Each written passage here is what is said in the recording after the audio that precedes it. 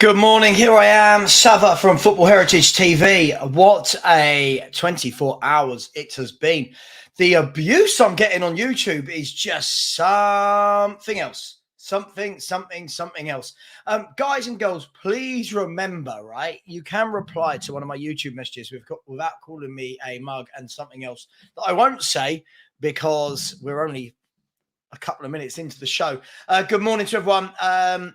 Made the massive mistake last night of watching Tottenham Hotspur with sorry, I'm just speaking to Henry. Henry is joining me, by the way, at 5 p.m. Join us at 5 p.m.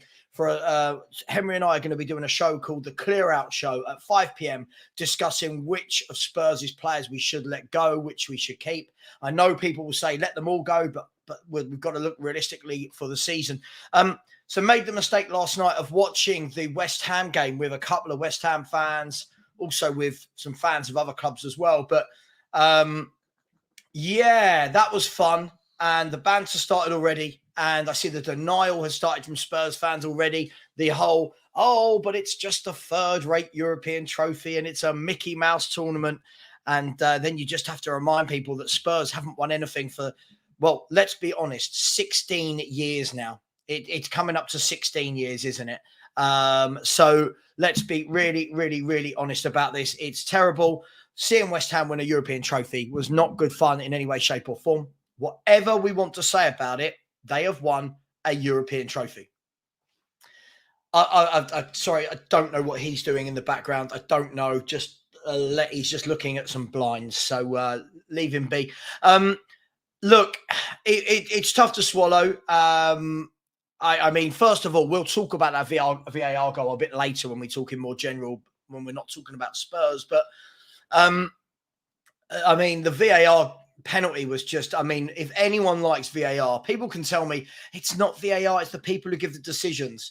If it wasn't for having VAR, these things wouldn't have happened. It would have just been not given as a penalty. Worst thing that ever happened. I've got ex-referees trying to tell me, Savva, you don't understand the rules. What rule?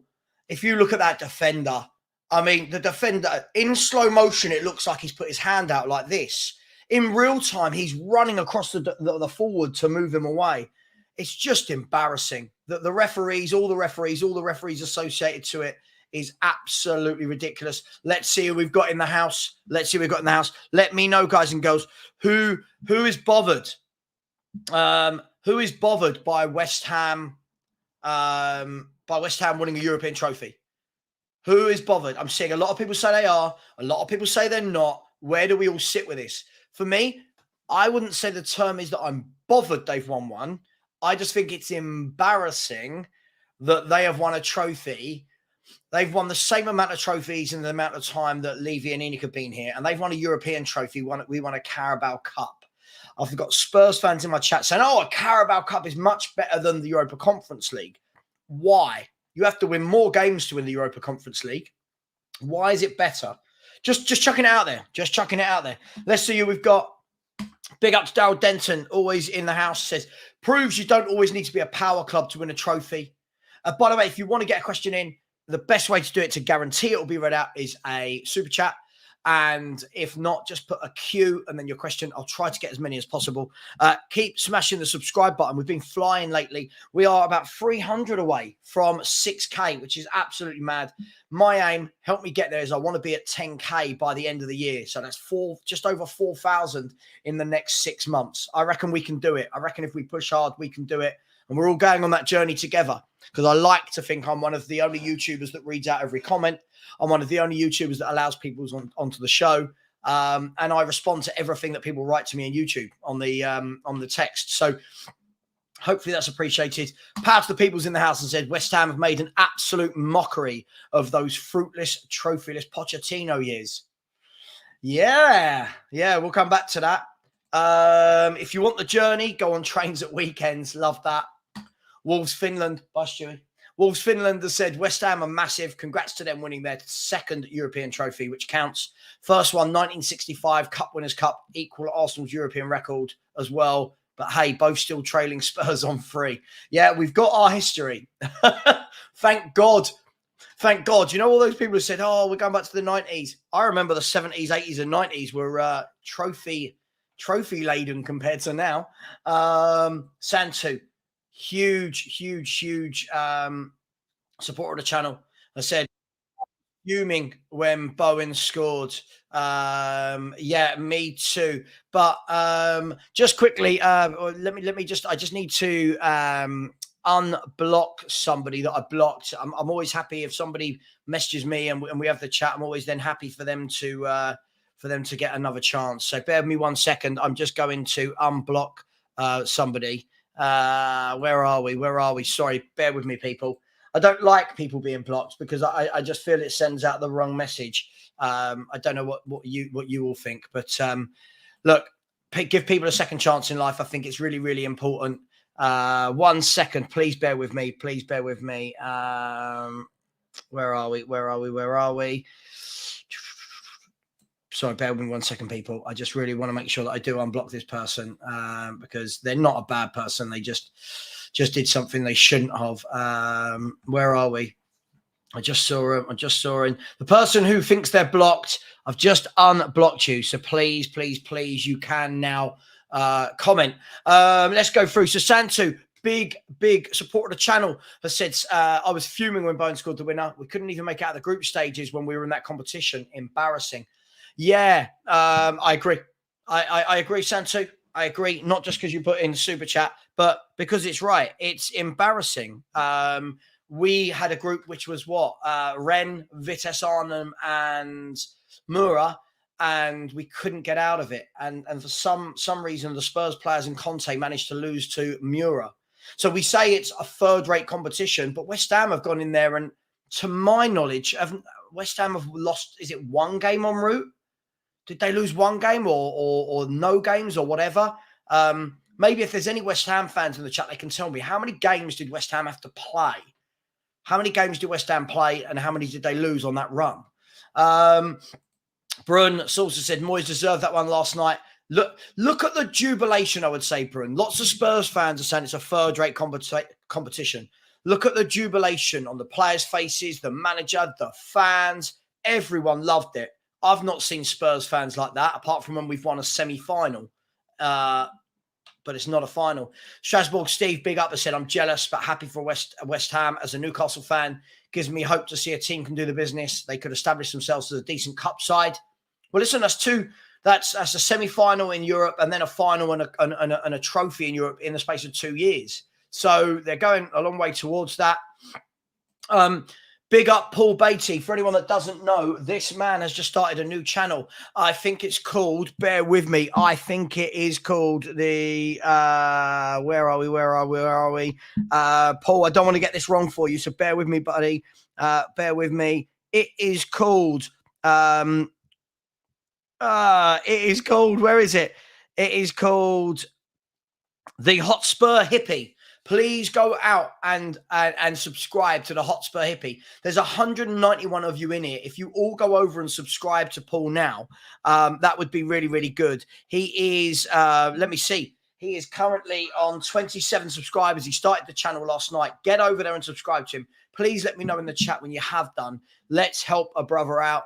Paul's always good fun, always brings a comedic edge to it, and is the one telling us about Postecoglou for years. So if it goes wrong, you can all blame him on his channel.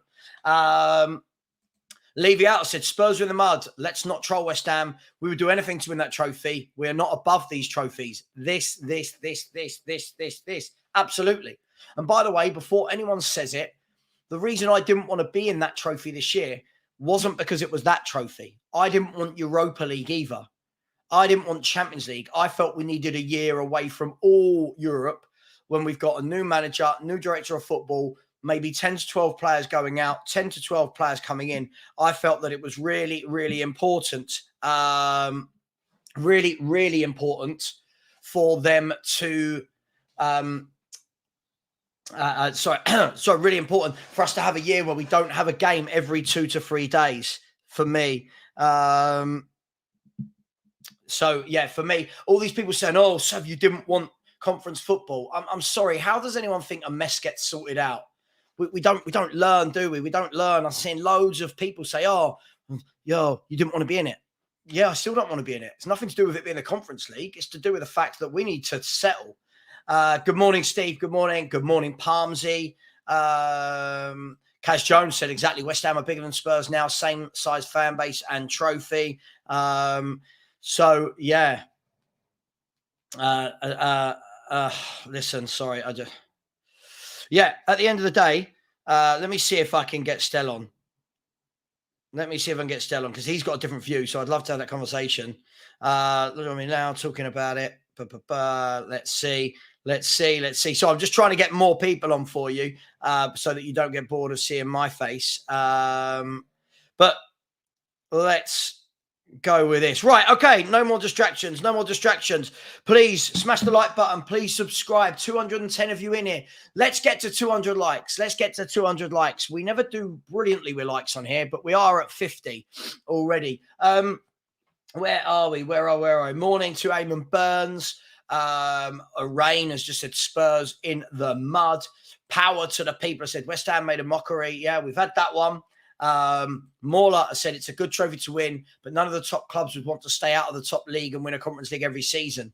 Well, no, of course not. I mean, I don't think that's the point of it, is it? I think if you look at what West Ham have done, and Stell's going to come on in 10 minutes. If you look at what West Ham have done, they've won that Mauler, and it's now put them into the next bracket of European competition, hasn't it? So, to be fair, it's not that you win this competition and you stay in it forever. It gives them a platform. Custia said, wouldn't swap West Ham position for Spurs. They are light years away from Champions League and top 4 spot. No cup fixes that. Custy, you have been hoodwinked by Daniel Levy that Champions League and top 4 is a trophy. This is the problem. This is where we're at as a fan base. No offense. Everyone's entitled to their opinion. But again, look at the pleasure and the joy they got last night. I don't ever get that from Champions League. Ever. I don't ever get that. This season, we played, 8 Champions League games, and we're crap in every single one of them. So I'm really not sure what that means. Thank you, Jimmy. Yeah, listen, when people message me abuse, I just message them back, tell them they're idiots, and then block them. Here we go. Hugo Boss has said, I say well done, West Ham. No point getting bitter. They had a better season than Arsenal, Spurs, and Chelsea. They did in the end, yeah. They absolutely did. We'll get on to Spurs mainly in a minute. Big up to H as well. We don't always agree, but he's always polite, always a good supporter. West Ham are bigger than Man City in Europe. Just wait 48 hours, I think, before we start coming out with those sentences. Just wait 48 hours. Somebody will tell me. I'm just going to have a look, actually. I'm not sure. 1 second. Manchester City. Let's have a look. I spelled City wrong because I'm trying to type cack-handed. Let's have a look. Manchester City. Wikipedia. So what have Man City done in their history, people? Let's have a look. Oh, hang on. Let's go down to their honours. You know it'll be more than Spurs. Honours. Well, they've won the European Cup Winners' Cup in 1970. So that's not strictly true. They've won a European trophy, my friend. That dog never looks happy, Paul. He's definitely not a hammer. Definitely. He hates Spurs, though. Your dog is the highlight of the stream. Thank you. It makes me feel really good about my content. Thank you very much. Let's have a look. Get any questions in. We'll see if we can answer them. Paul, not fussed about any other team. No, I hear you, but it gets to the point where I'm sitting in a pub getting absolutely bantered by everybody and anybody. So, hey, it is what it is. I'd love Mr. Box Office to come on because Mr. Box Office and me have been not seeing eye to eye on any football opinion for about the last month. Ariel has said it's a disgrace. Now I'm getting bantered even though I've never seen a trophy in my life. Honestly, it sucks. Listen, some of us have seen trophies. Some of us have seen trophies in our lives, and it's still embarrassing. Wolves. I'm Wolves fan, and I'm sure you don't have any beef with them, but they're one of our rivals. They're just across the way in London. Kaz Jones said, Savva, it's easy to call referees embarrassing while sitting comfortably in a room, but you will make far worse mistakes if you were in their place. I mean, Kaz, possibly, but that would never be given as a penalty. How can anyone tell me that was a penalty, what happened last night? It's embarrassing. Every time a ball hits someone's hand, it's a penalty. This is getting ridiculous. Soon we're going to be at the point where there are so many penalties every game that it's just going to ruin football. Santu said it makes me sick to my stomach to see them win it. I hear you, Santu. Let me quickly. Yeah, I agree. David, big up, said that penalty is a joke. I hated Robbie Savage's commentary last night. West Ham were lucky to win. They were far the worst team on that night. They won by old school 1970s ugly football. I mean, it wasn't good. It wasn't good to watch. But you know what? They've got a European trophy from it. And let's be fair, we played awful football under Conte and have nothing to show for it. So what do? Angelo is coming with a positive spin, saying I maintain Spurs will get a trophy next season. Let's be honest. If Ange Postecoglou delivers a trophy next season, he's going to go down as a hero, isn't he? He's going to go down as an absolute hero if he wins a trophy in his first year. People, please, 256 of you, only 86 likes. Smash the like button. Hands up in here who hasn't subscribed. If you haven't, why not? I always see that 40% of my viewers watch over 50% of my content and don't subscribe. You're watching it, subscribe. Show our brother some love, the work ethic. Savva, fans need to wake up. Football is about trophies, no matter what the level. It's about filling the cabinet. I agree. It's about winning trophies. It is. And that's what Spurs need to, in the next couple of years, work towards. Got to work towards that. We really, really have. Philly has said it's embarrassing. The word embarrassing keeps getting used a lot. It's embarrassing and shows Spurs up for what they are. Seeing Spurs earn double the revenue of West Ham. Yeah, look, I mean, the thing is they've had back-to-back European journeys, haven't they? They've had back-to-back European journeys. And I think that's the big thing for me. West Ham have not got a great team. So for them to go and win a European competition, fair play. That's fair play to them.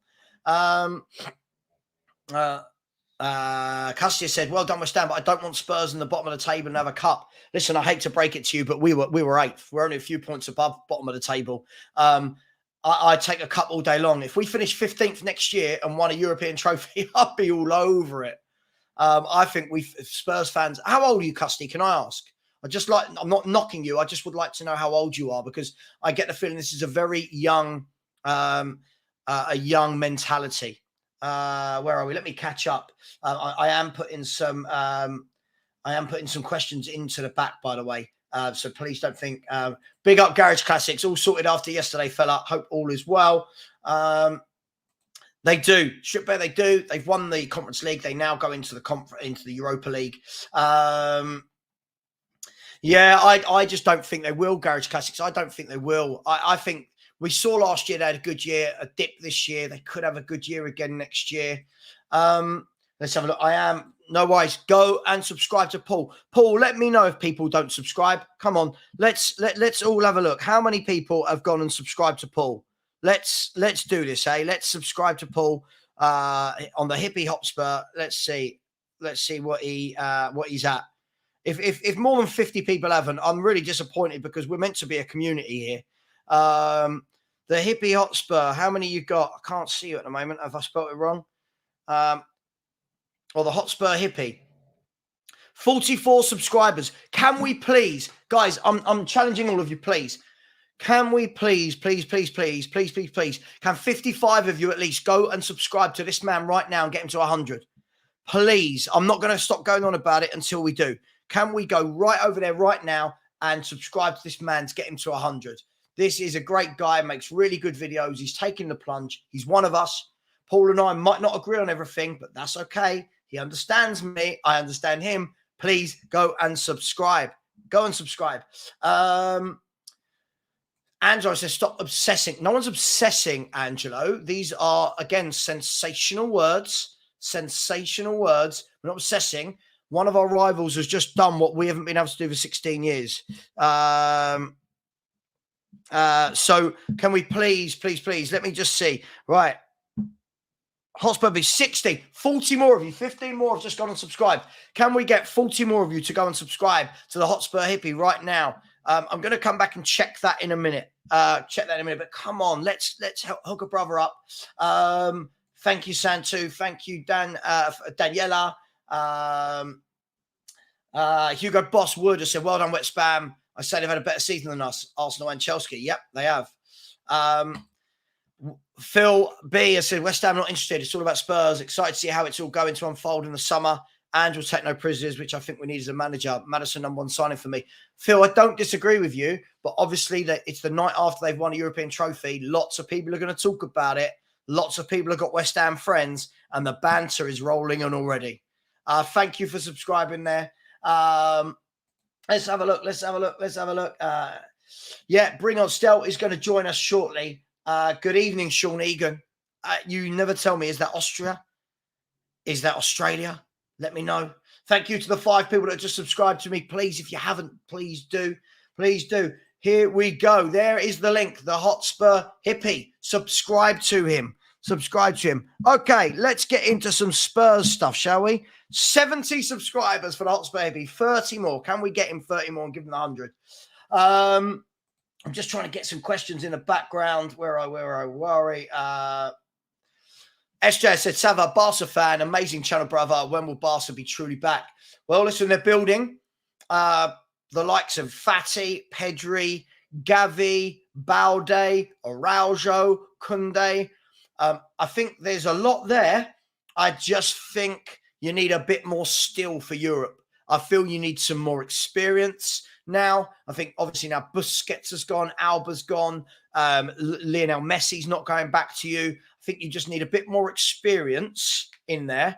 But those young players I mentioned will get better and better. And by the way, tell me what you think, SJ. I think Araujo is a top centre-half. I think whenever I've watched this guy, he looks really, really good. Yeah, that's my thoughts on Barcelona. Let's get to some Spurs questions, shall we? Let's get some Spurs questions. LG has put one in. Philly's put one in. Leave you out. Just quickly said, I think it's more embarrassment than anything West Ham winning a trophy as us, a supposed big club, can't win one for 15 years. Yeah, it is tough. Sorry, there are so many comments. I'm trying to get round to them. I'm trying to get round to as many comments as possible. Phil P, congrats, West Ham. A load of scumbags tried to spoil the party, but well done. For context, although we wouldn't have won it, we did get done dirty being kicked. Nah, sorry, Phil. I love Phil. Phil's one of my favorite people in the world, but you try and put such a positive spin on such a shit situation. Listen, we went out of that simply in my mind, so we couldn't beat Mura. It's embarrassing, my friend. It's embarrassing. Let's get to some questions, shall we? Let's get to some questions. Here we go. Let me just check that I've not missed any before I store them all up. Here we go. Right, first question is this. Darren Spurs said, under Postecoglou, do you think the Spurs may not be a top table, but do you think he will try and give the League Cup and FA Cups a good go during his tenure? I've said openly many times, I don't think we're going to be anywhere near the top of the table. I think we've got to let this man have some time. I think this man needs a lot of time. I think whoever come in would need a lot of time. What I'm hearing from Celtic fans is that he does go full strength in the cups. And if you're not in Europe, for me, there's no excuse as to why you can't. So I would expect him to go full strength in those cups. I would like to see that. The question you've got to ask yourself is this. Does our full strength in the cups have enough to win trophies? It's a one-off game. Of course it is. But, you know, if you get a Man City early doors, if you get a Liverpool early doors, these clubs have got a lot of top players. So it will be interesting for me, Darren. Let's put a pin in that one and see what happens when we play our first game. Obviously, I don't want to see the first League Cup game we're knocked out by someone like Notts County in the third round or something. But we will see. Thank you for the question. Keith Shields said, would you try and get Bowen? I thought he's a decent player, recognised by England, his potential, but playing in the European next season, he's now hardly likely to come to us.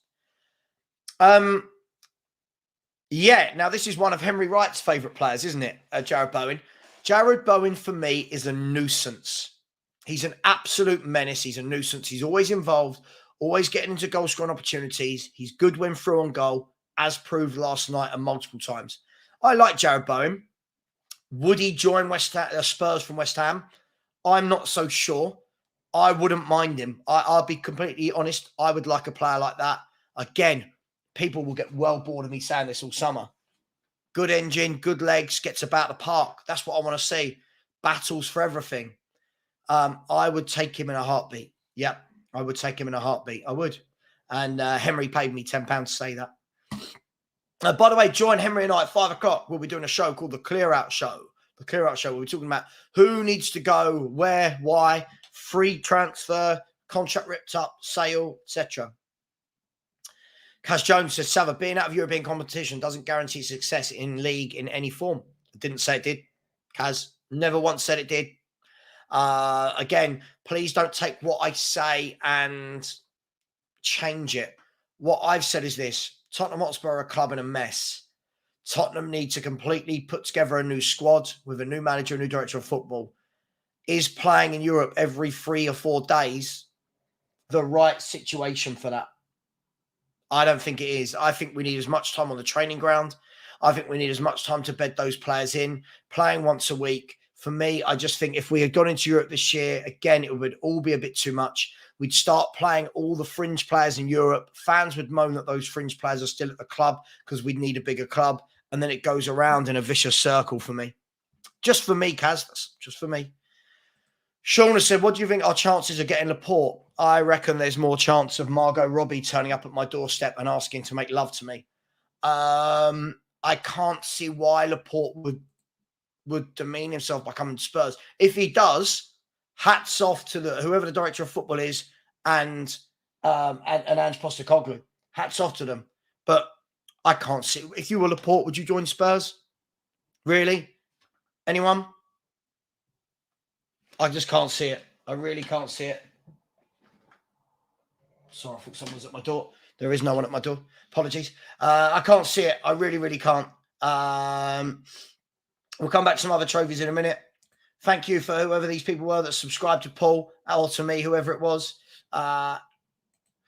This is Austria. 18, this is Australia. This is okay, cool. Thank you. Good. Getting a geography lesson.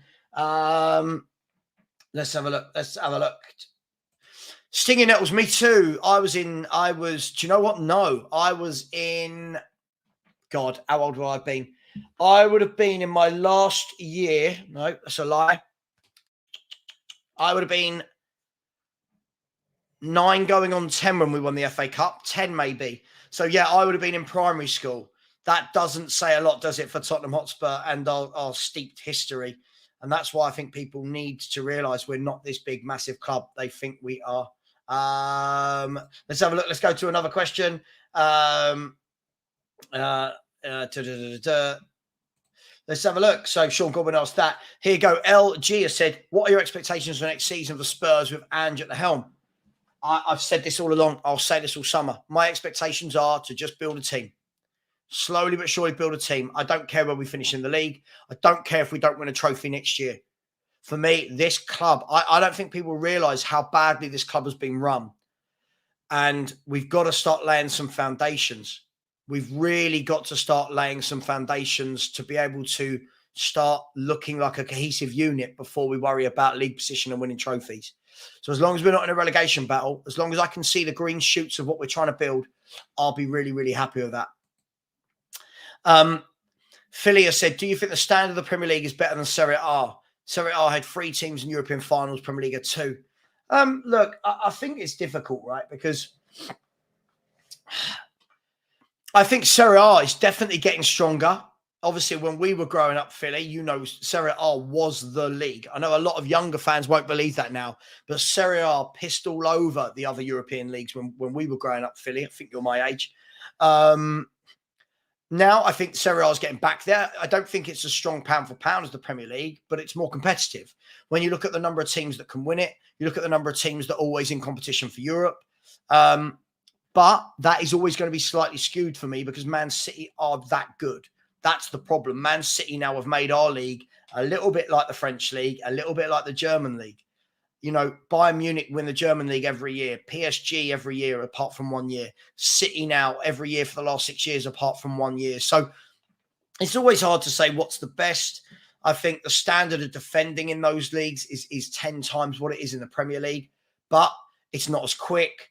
I don't listen. It different leagues. People are always trying to compare them. For me, they're just different leagues, aren't they? Let's see where we're at. See if there's any more. I've got loads of questions piling up, so I'll get them all in the back and we'll go through them as we go. Jesus, loads and loads and loads and loads. So hopefully Paul's up to 76 now. Paul, let me know if you're in the chat when you hit 100. Let's get this guy to 100. And I am 43 away from getting to 5,700. Let's do this. Let's do this, people. Stell is in the house. I don't know if it's letting me add him. Hang on. Here he is. Big up, Stell. How you doing, mate? Yeah, not bad, other than spending 5 minutes sitting backstage waiting for you to bring me in before realising I'm sitting in the wrong stream. I'm all right. Yeah, I was going to say, I've not seen you there. I was expecting you to come on with your claret and blue shirt and your claret and blue ribbons. And have you not decided to join West Ham? Listen, they're more successful than us, in my view, in the last 15 years. They are. Mate, would you say they're more successful than us in the last 30 years, Stell? If we go from we've just won a League Cup in 30 years, people are belittling this competition, but let's be fair, you have to win a lot of games to win it. They're playing teams that are also their caliber. So would you say they're more successful than us for 30 years off the back of last night?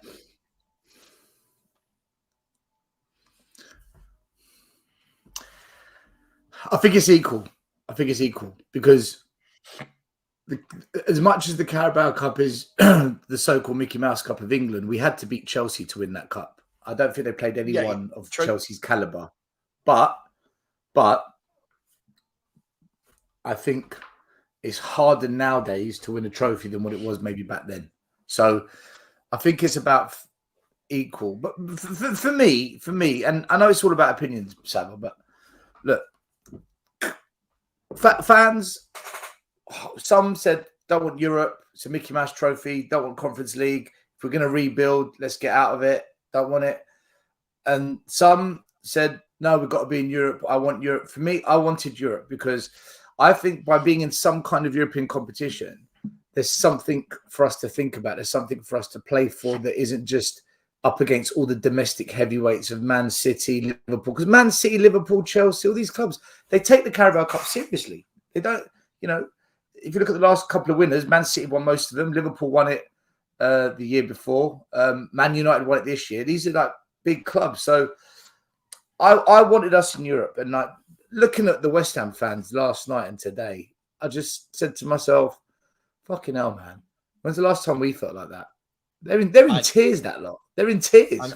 I know. And I watched the game with West Ham fans. So that was good fun. Forget it. And I'm in the middle of a pub having a blazing row with my best man, the best man from my wedding. He's going, it's a blatant penalty. And I'm going, are you fucking mad? I was like, this is never, like in the middle of this pub.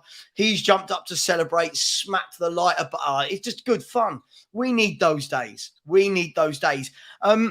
Look, yeah. Whether we hate them or not, fair play to them. They've gone and done the job. They were horrible to watch. It was atrocious to watch.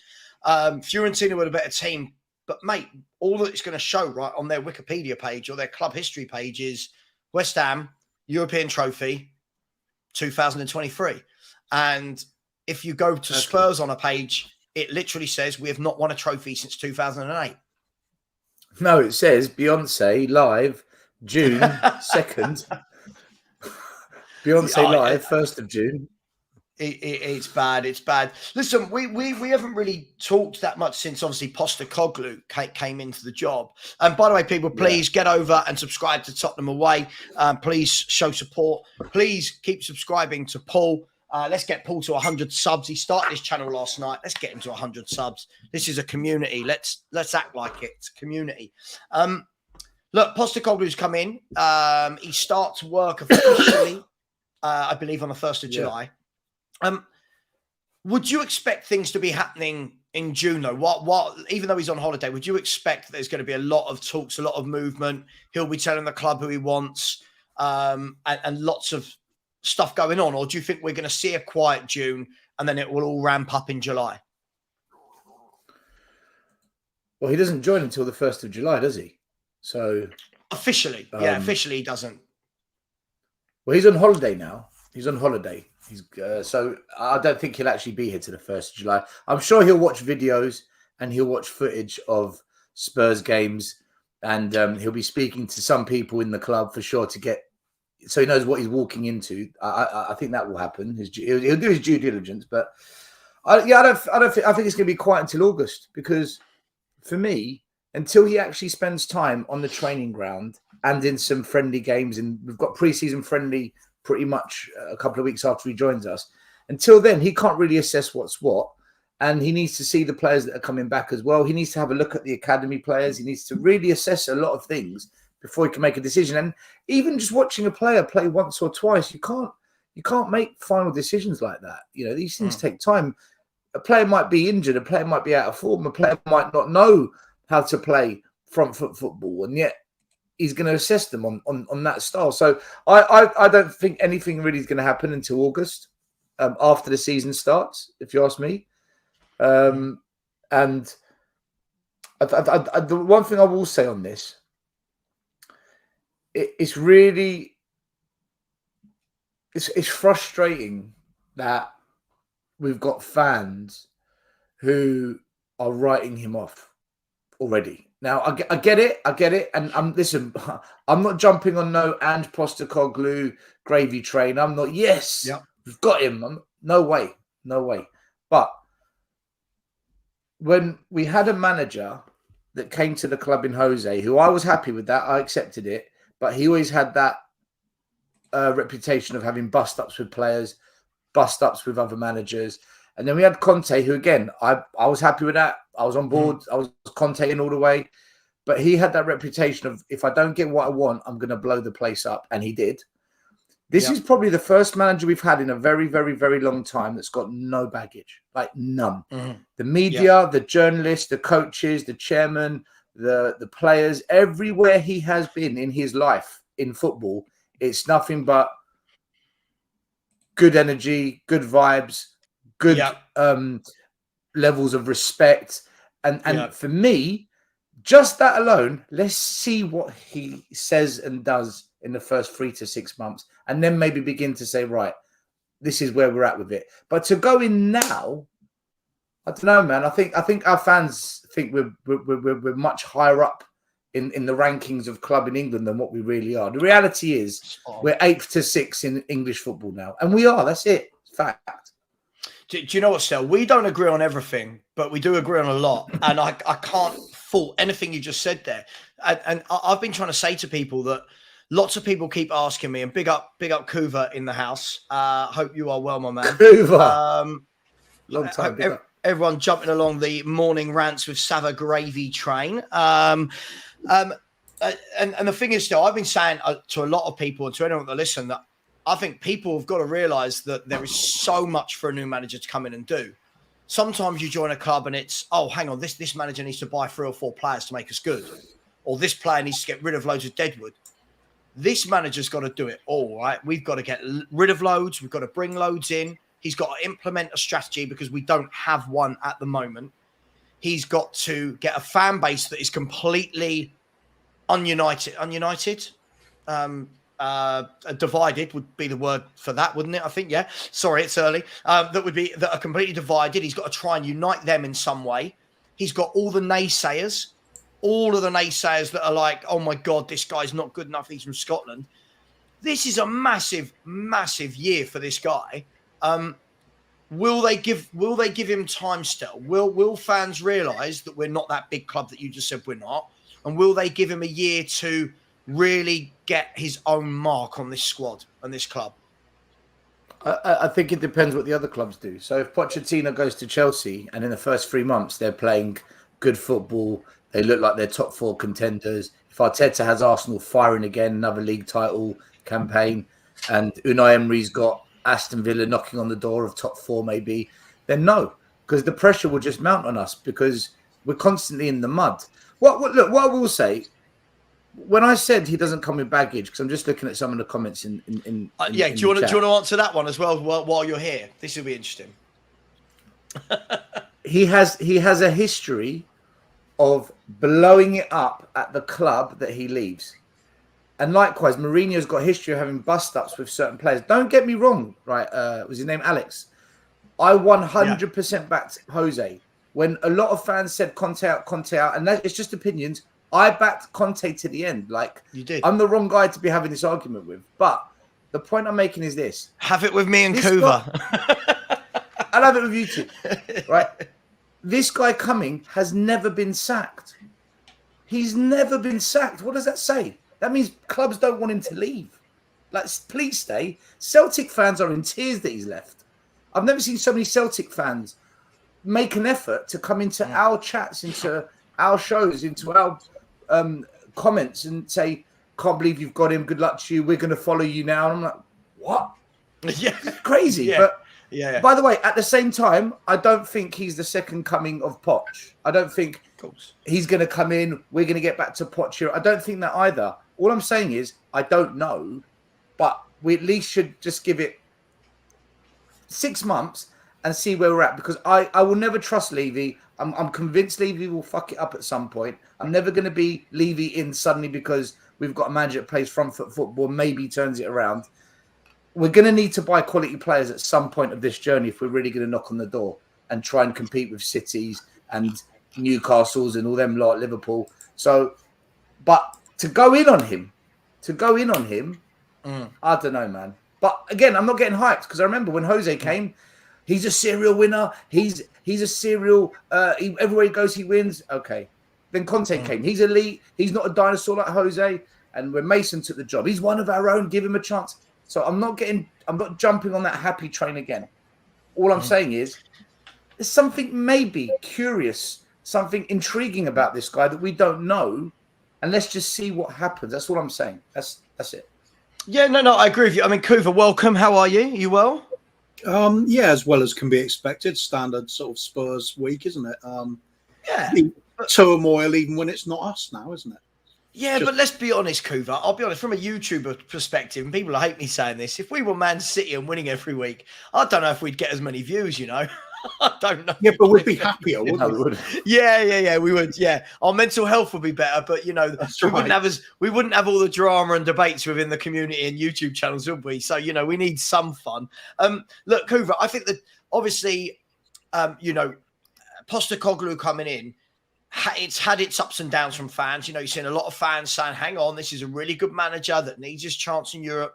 Other fans saying he's coming from a Mickey Mouse league and blah blah blah, but isn't the positive with this is the likes of Conte and Jose, they, apart from baggage, what I think they bring with them is an unrealistic expectation from fans that because they're winners, we're suddenly winners. Whereas I think Postecoglou doesn't bring that. I think Postecoglou brings the, all right, we're in a mess. What can you do for a few years to, I don't know, unite us to just getting us back to being able to defend the basics? Can we attack like a team and defend like a team? And then even if he goes in 2 to 3 years, has he laid some foundations? Would you say that's a fair assessment?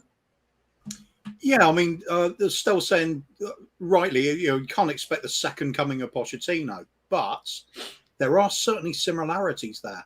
I'm looking forward to the idea of this manager coming in with zero expectations on him and a game plan of playing really aggressive, take the game to the opposition style football, very attacking, very, very strong in the tackle, playing in the opposition's half of the field.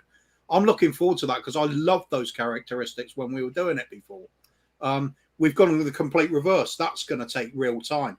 The big difference we're going to have this time is we don't have an up-and-coming Harry Kane now. He's not going to be that player that hanged it around the field all the time there. And we also don't have a major thing that Pochettino had at his disposal at the time, attacking-wise. He managed to snap up a prime Dele Alli when he was actually doing stuff for this club. We haven't got anybody like that at the club at the moment. Kulusevski, well form, may not even be with us. Is this a bigger build then, Kuva? Cast your mind back, right? Tim Sherwood's just left, and I'm not blaming Tim Sherwood. I think Tim Sherwood took over. He had 6 months, no signings. This wasn't Tim Sherwood, but Tim Sherwood's just left. Poch has come in. That squad compared to this squad, do you see any similarities So, he took over, Walker. I'm not saying they were the same players that he made them, but Walker, Rose, Vertonghen, Dembele, Eriksson, Kane was there. Do you see any similarities between that and this, or is this worse? There's a few players that will kind of fit, I think. Mm-hmm. Some of them getting slated already. The likes of Porro and Udogie at wing back. I think they're going to be raw next season, but they could be sensational because they bomb forward. They make things happen in the opponent's third. Mm. What we don't have to counter that is that solid defence. We don't have an Alderweireld and a Toby at the back there. Hugo's past his best. I think we need a. You're not excited by Dyer Maguire? You're not excited by that as a solid partnership? I think we'll pretend you didn't. Look, mental health is an issue, mate. Do not even joke. Dyer Maguire. Imagine them two together playing a high press. Yes, I can. Yes, I can. It'll be like some sort of weird arcade game, like test your goalkeeper out with as many shots as possible. Can I? Do you know what? Can I say? There's no way in hell Maguire's coming to Spurs. No, I agree. It's just no chance. I completely agree. He's so far from the fit we need at the moment. He really is. Now, get a Toby, a Jan, and a Moussa Dembele back, and we're in business. We got a Raya from Brentford, someone like that. Just a ball playing goalkeeper. A couple of solid central defenders. I think Romero could really benefit from under Ange. I really do. I think he's got that aggressive. He's not a reactionary defender. He's a proactive. He will look to nick that ball back as early as possible. Much the same as we used to do with Pochettino. It's all about recovering possession as soon as you possibly can. He fits in with that. Sure, he's going to make some rash tackles. All players do. But I think when we got that as the mindset throughout the team, this is going to take a while to build. That's the trouble. For sure. So if I said to you, Kuva, that Spurs were going to go and get Paulinho from Fulham to sit in as a number 6, the guy who's got the most tackles in the Premier League this year by about, I think it was something like by about 50. Like no one was near him. Raya in goal, and then someone like a Guehi or a Tomori to play alongside Romero. Is that the basis of starting to actually put a nice spine together, so to speak? It's a start, isn't it? I don't think any of these players are these sort of stellar signings that we definitely aren't going to be getting. And people are saying, "Oh yeah, well, why aren't we getting the Bastonis and people like that?" If we just discount ourselves from all those type signings, getting some quality that is about it's affordable and would be interested in coming to a club like ours. It's plenty right. The other thing you got to look at with Postecoglou is we did at Celtic. Start bringing in some of the Japanese players, and they've been absolutely smacking the league silly. We've already seen that in our division as well. At Brighton, Matoma, he looks quality. There's talent around there. If they can bring somebody of that in at good prices, we could actually have the kind of rebuild we need in terms of quantity coming in quickly. Because if we're looking to build on established players and refit this team, we're going to be struggling to get more than 2 players in per transfer window, if that. Mitoma. Mitoma was recommended to Brighton by Postecoglou. There we go. He's got an eye for some talent out in that neck of the woods, hasn't he? So perhaps that's part of the thinking in hiring him. We can do things relatively cheap. Well, I shouldn't say cheap, but within our means on a larger scale. There's also some weird signings made up at Celtic, wasn't there? I mean, let's face it. Carter Vickers went up there and so did Joe Hart, but then again, they won things, didn't they? I think he's just going to have a good assessment of the players when he gets that pre-season training. He'll have a few kittens when he sees what Eric Dyer's like playing high press. Do we not think that he will know this? Like, I mean, I know managers come in and they need time to look at stuff, but do you not think that Postecoglou's got a way of playing? He'll have seen Spurs.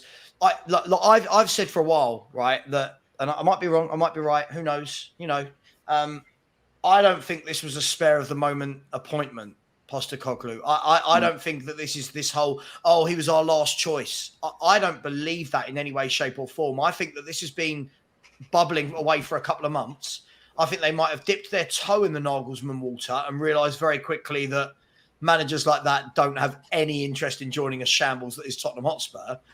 But from the moment Scott Munn was appointed, who has worked with Postecoglou before, the fact that we didn't hire a manager in between Conte going and the end of the season, I was very vocal that I thought it would always be someone who was still in a competition.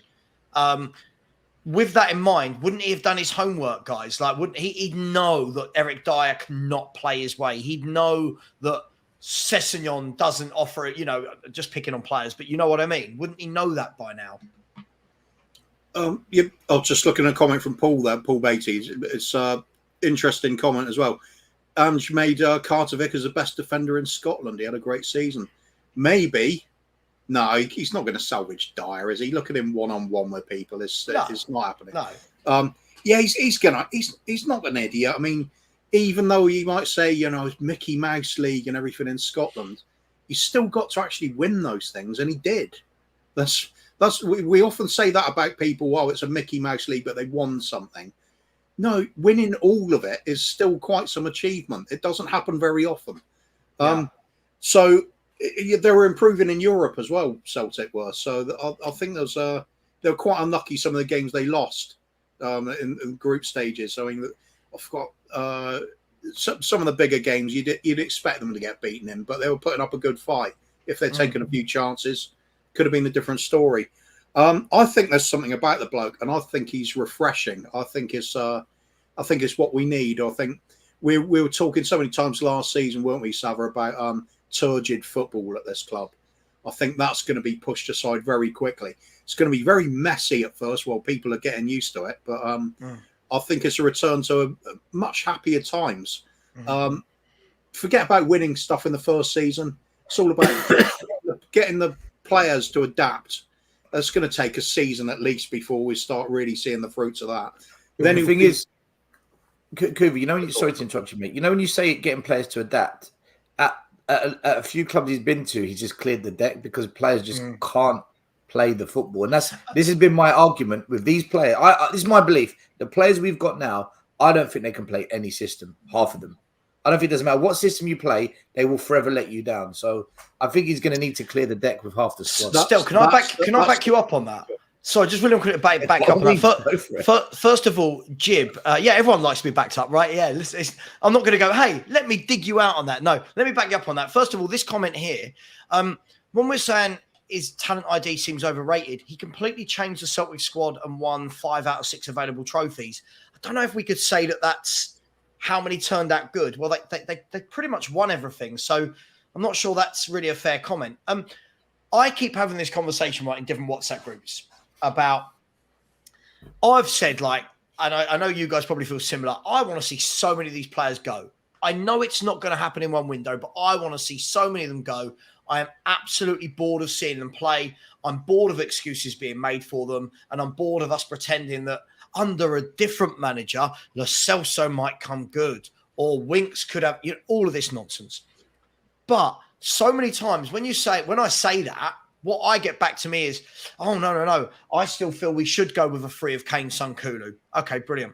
And we should just go with Bentancur and Basuma. Okay, good. And Porro and Adoji should play. Okay, good. And Romero should. Right, so what we're saying is that 9 of the 11 we've got should be our starting 11. Right? If we're going to evolve, guys, I want to evolve.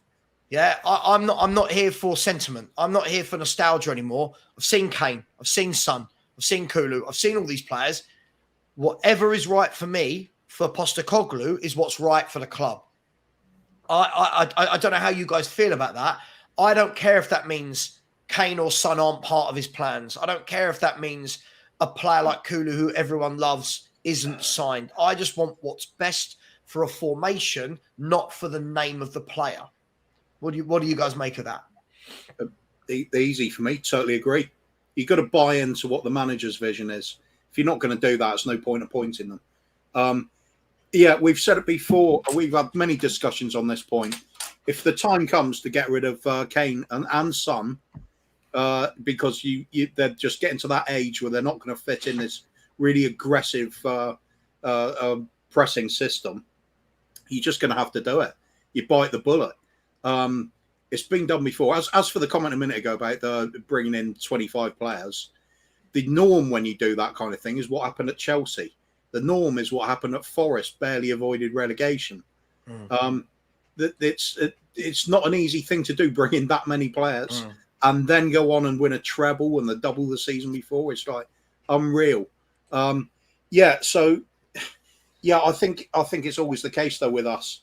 Rather than chopping, changing manager constantly, rather than having a director of football who doesn't necessarily fit with the manager and doesn't fit with the chairman's philosophy of things, get something where they can all be in tune. Now, if that means raiding the Asian market for relatively, reasonably priced players to Brighton, basically, isn't it?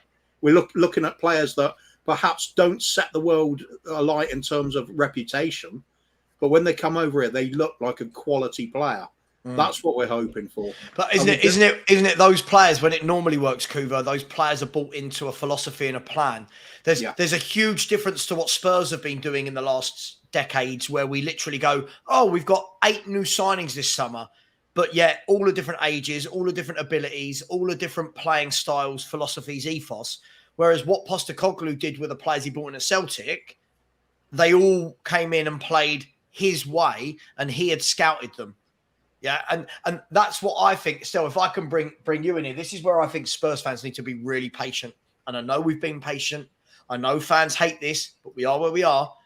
I think we're going to see some players come in from this guy, Stell, that we don't know about, that many fans wouldn't have heard of or seen in other leagues. And I think that will get their backs up. But I think that's exactly what's needed. Let this guy bring in a bloke that if he's going to play 4-3-3 and he says, that's my left-sided forward, that's my whatever attacking midfielder, we've got to trust this guy that he's doing what's right for the club, rather than fans playing Football Manager going, oh, but I wanted XYZ.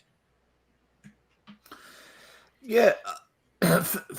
So the way I look at this, and I'm going to base it on what he's done in the past and what he's up against. Okay, so as much as he's been brilliant in Australia for the national team, the youth team, clubs, he's done well in Japan, done well in Scotland.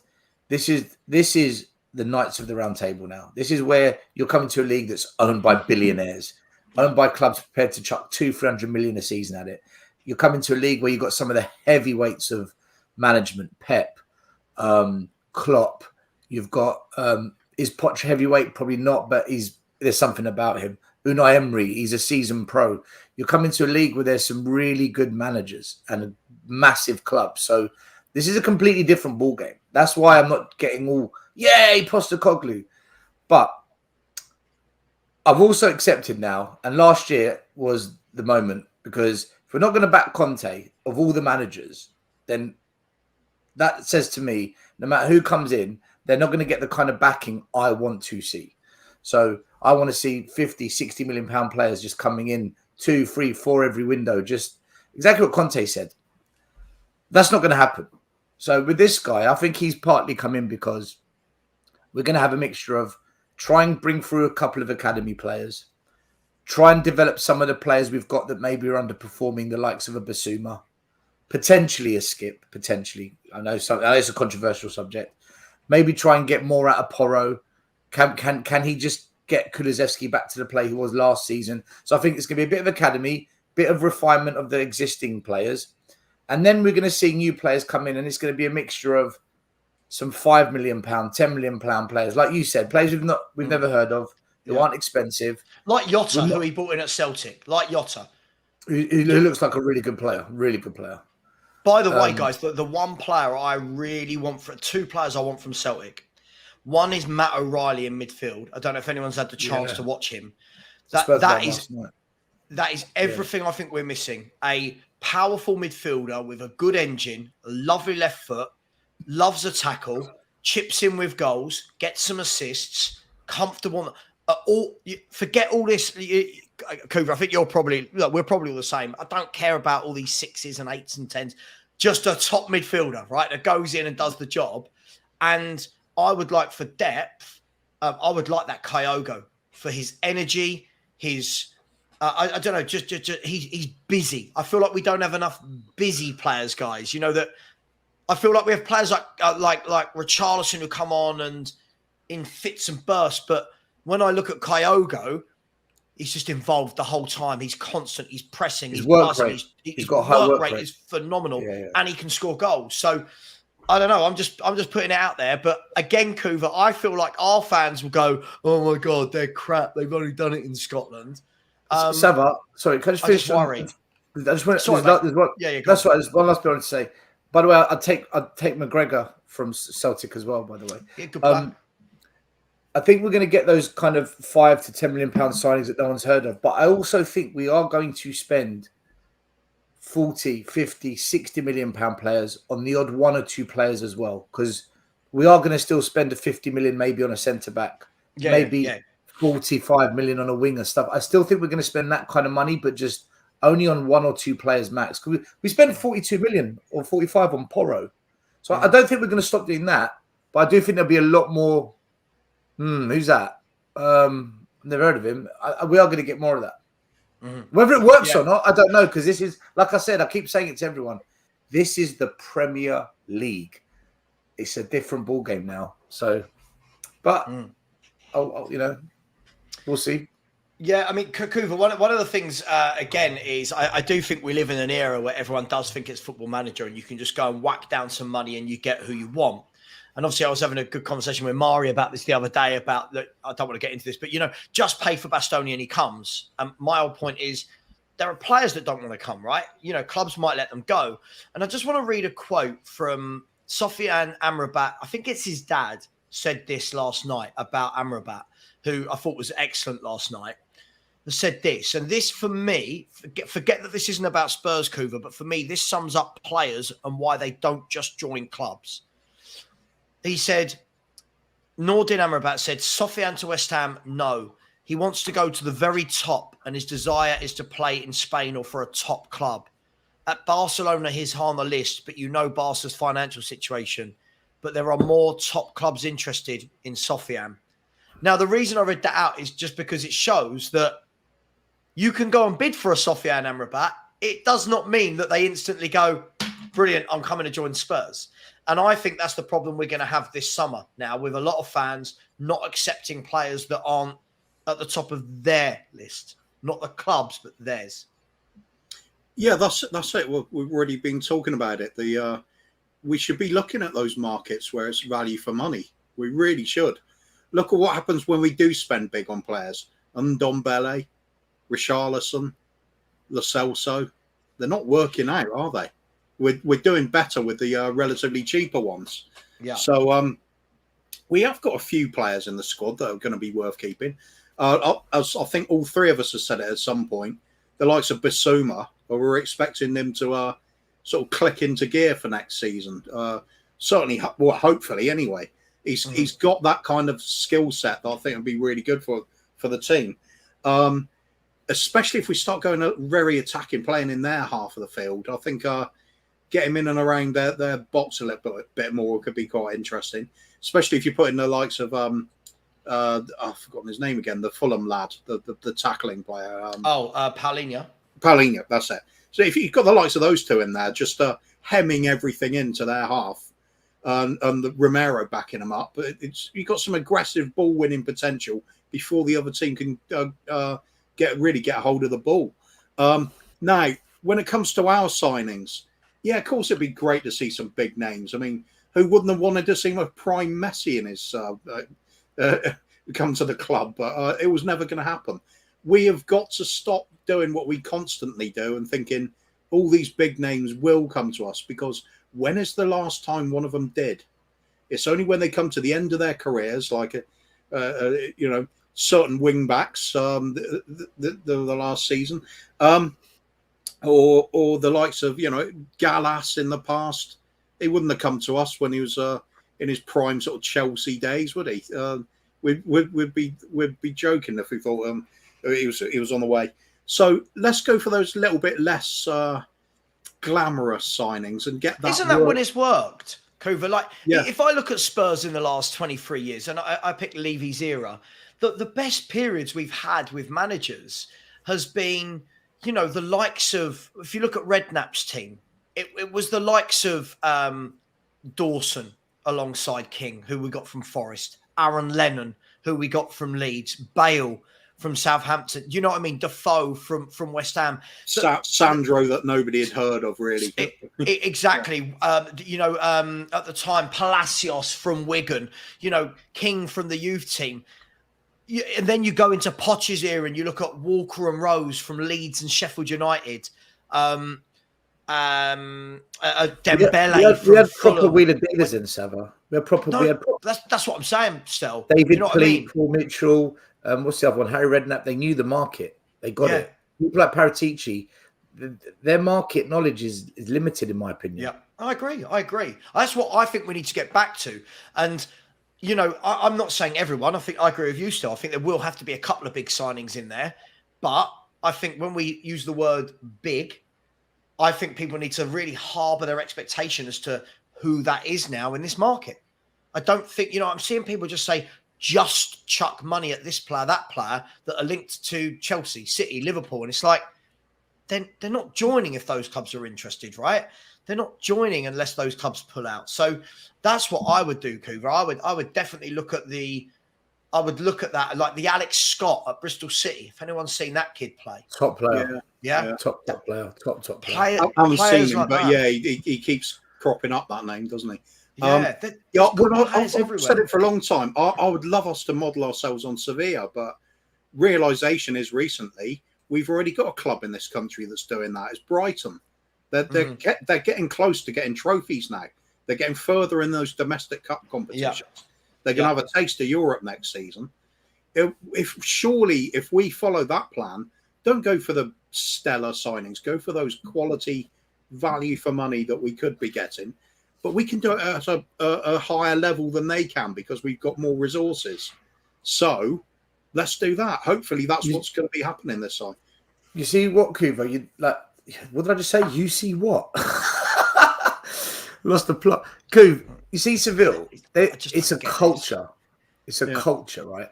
From the top of the club, the hierarchy, the board, the whole ethos of Seville is, can we bring players from the Basque country, region of Spain, into the club and develop a cultural love, a cultural way forward where we literally are the team from that neck of the woods, where a lot of our players come from that neck of the woods. And that's what their academy is founded on. Whereas if you look at a lot of academies in the UK, right, we found a top player in Leeds, get him into Spurs. We found a top player in Marseille, 12-year-old, get him into Spurs. We pick from, and all pro academies do that. Seville's different. That's why when you see their fans up in the stand, they're all together. It really is, you know, a local team that looks to build from local talent. So are our board going to do that? Probably not. They probably don't know how to do that. In fact, they're so disconnected from us. But, you know. Yeah, it's certainly going to be interesting, guys, isn't it? I mean, there's reports and rumours are what keep the world going round, right? But there's reports that we're going to rip up 8 contracts, that we're going to sell loads deadwood. There could be 10 to 12 going out, 10 to 12 coming in. I think what we can safely say is it's not going to be dull at Tottenham Hotspur this summer, is it? There's going to be a lot of controversy. We're going to judge every single player. Everyone's going to be under a microscope. Postecoglou's going to be berated the moment he brings in a player no one's heard of. But Kuva, could this be? I don't want to put anyone against anyone else, but could this be like the Pochettino signing, where it wasn't a massive named manager? He wasn't, right? He done a good job. He'd done a relatively good job at Espanyol. He'd done a good job at Southampton, but he wasn't the big. I remember Van Gaal was everyone was crying out for Van Gaal and De Boer and stuff, right? But Poch came in under the radar. First year was tough. I think if we all remember that that game where I think it was Kane got a free kick versus Villa. If anyone remembers, I think Kane got a free kick versus Villa, and I think Poch at that time was very much under pressure, talking about getting sacked. Do you see it like that? Do you see that we're back there? Are we going through the same thing again? I think he's going to get more time given to him if we're struggling at first than Pochettino had, because we have now basically finished with Mourinho and Conte with no real progress being made. So even ENIC would surely recognise that this is not an instant fix now.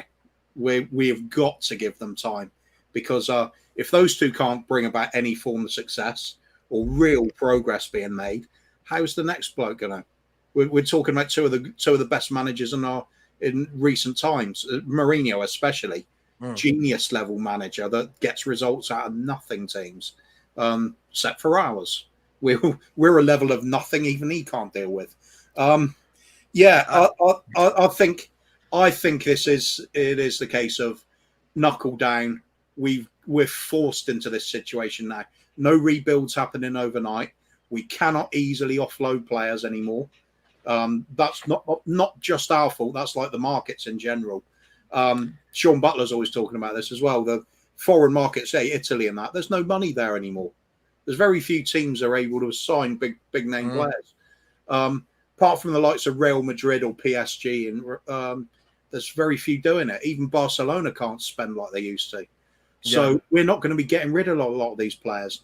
This is a very long-term thing. Probably end up cancelling contracts on most of them. I agree. It's popular for us at the moment. Kuva, So with that, go on. Go on, sorry. I was saying, I disagree on the bit that this board actually has realised now it's a rebuild, and I disagree on that, and I'll tell you why. I agree that they might think there's a rebuild, but I disagree on what they're thinking, because I still believe this board hasn't changed its ways, and they're going to want top four next season. And it's why you've got Shields, like Chris Cowlin, going on Sky Sports on his channel. He's just basically a voice for whatever the club tells him, saying top four has to be the target next year. We've got to go for top four. I think they're going to want top four next year. I think they believe without Europe, we can get it now. And they're fucking deluded for thinking that. I do think this board think that. Stell, you and I have talked about this off air in the last couple of days. Do you know what? I'm not saying it should be me. I'm not saying it should be you. I'm not saying it should be anyone in particular. But I really wish they would get somebody on to Sky Sports when they interview about Spurs that isn't so far up the club's backside that it doesn't actually represent what we are as a football club. Yeah, just him going, him going on to Sky, going, yeah, look, this manager top four. It's like, sorry, it's crazy. What? It's crazy. Like, it's absolutely crazy, man. There's 7 teams above us. Man United could get bought out by Qataris that puts them above us for the next 2 decades. Chelsea have got tons of money. Liverpool are buying players like Alexis McAllister. Man City are, I don't need to go into that, do I? Man City are Man City. By the way, what a great signing for Liverpool, McAllister. Oh, superb. 35 million. 35 million, Kuva. But again, if we had been run properly, what I want Spurs to be at the point where we can find McAllisters before they're McAllisters. Does that make sense? Yeah. Whereas Liverpool, Man United, these clubs can wait for McAllister to be McAllister and buy him. Whereas I don't think we can. I think we're somewhere in the middle of those clubs where, you know, just quickly, I just wanted to come to this comment. This guy's put in a couple of comments that I want to just debunk. So please, what is happening? We now want to buy shit and talk it up to be good. Please stop. And he's followed that with... What shit play did we mention? You were talking us into the Championship. Levy taking us fans, accepting it. Excuse me. Sorry. What shit player did we mention, by the way? You're speaking to 3 people that have been Levy out for... I mean, I don't know. I can only speak for myself for as long as I've seen Stell on Twitter and stuff.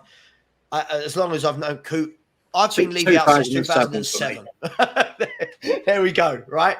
2007. No one's accepting what Levy's doing. The point is, and I'm trying to get this through to fans like you, Daniel, we are where we are. Whether we like it or not, whether we all hate Levy, we can't change that now. We are where we are. Just because fans like you think we should be going and buying the creme de la creme of players doesn't mean it's a reality. And we just said earlier, our best teams that we've had in the Levy era, so to speak, have always been not big names. It's always been young players coming from clubs, players coming from the Wigans, the Southamptons. Why now do you and fans like you think that we can just go and pluck these top players from around Europe? I don't. Biggest thing to counter that is: do you think Brighton are signing crap players? Because I don't. Right. I'll tell you one similarity between Brighton, what I'm seeing now, and when we had Poch and Redknapp. When I would say they were the best days, Redknapp and Poch, maybe even Martin Joel a bit. There's no pressure. There's no pressure at Brighton or expectation to win a trophy or get top four, nothing like that. And they just go about their business, and everyone's just like they're the underdogs. You know, do you know what? We kind of want Brighton to do well because they're the underdogs, and it mixes it up a bit. And that was kind of us under Redknapp and Poch. Not that everyone wants us to do well because we're still hated by our rivals, but we definitely were. None of us expected to get ever to a Champions League final or to be in a Premier League title race. We never ever expected that. That was never the expectation. But because we got a taste of Champions League and we got a taste of a final, we got a taste of what a Premier League race feels like. We now believe, do you know what? That's where we should be. That's where we should be. And do you know what?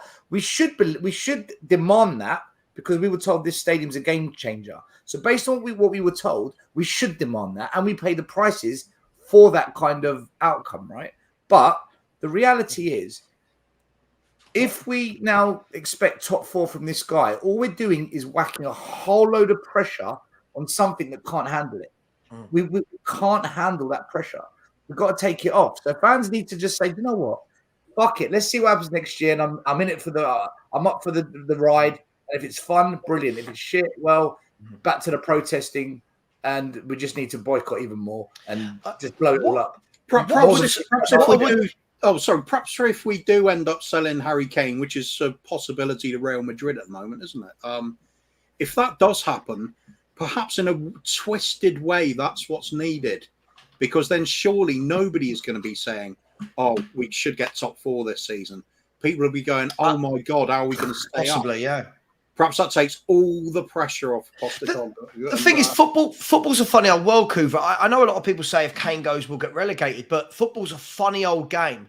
It might be, and people can take this however they want, it might be that when we lose Kane and Son, Spurs then find another way of playing which doesn't revolve around those two only. Spurs then could, because for years we've had that safety net.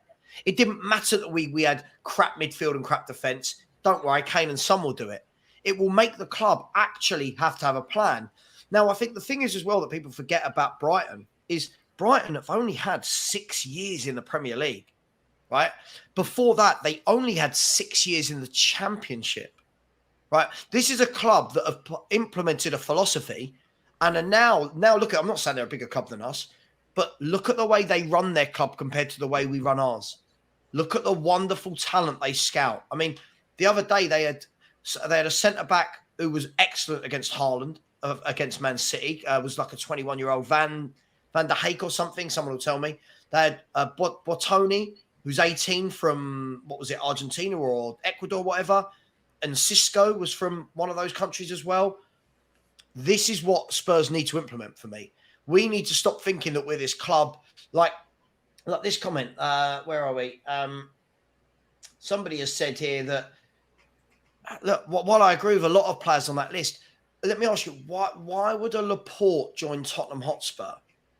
Guys, I mean, listen, if it happens, it happens. But in my mind, if I'm Laporte, right, and I'm leaving Man City, I fail to believe that bigger clubs than Tottenham Hotspur won't come knocking for a centre-back of Laporte's quality across Europe and in the Premier League.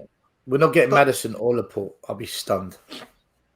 I think the only way we get Maddison, I've said this, Stell, the only way we get Maddison is if we go in early before there is a race for him, right? I think if we let Chelsea, Liverpool, all these clubs do all their Casados and Rices and then we go toe-to-toe with them, we're going to lose out. It needs to be an under the radar. Right, what do you want? 50 million. I think Newcastle. I think Newcastle. I agree. I agree with you. I agree. They've with got the money. They've got Champions League football to offer. They're in a much better place than us. They've got a team that's ready. They've got a manager that's got his bit between the teeth. It ticks all the boxes to go Newcastle if you're Maddison. If you come to Spurs, listen, just think about it. This guy's just by the skin of his teeth survived relegation, right? Survived it. He could potentially be coming to a club that loses the best player that's kept him out of relegation and going back into the same scenario potentially that he was in last year. I just don't see how Maddison comes to Spurs for me. I'd love him to. I think he's a really good player, but I think Coover, you stream with me so much. I've wanted James Maddison for years. Like, I would love James Maddison. However, is that who Postecoglou wants?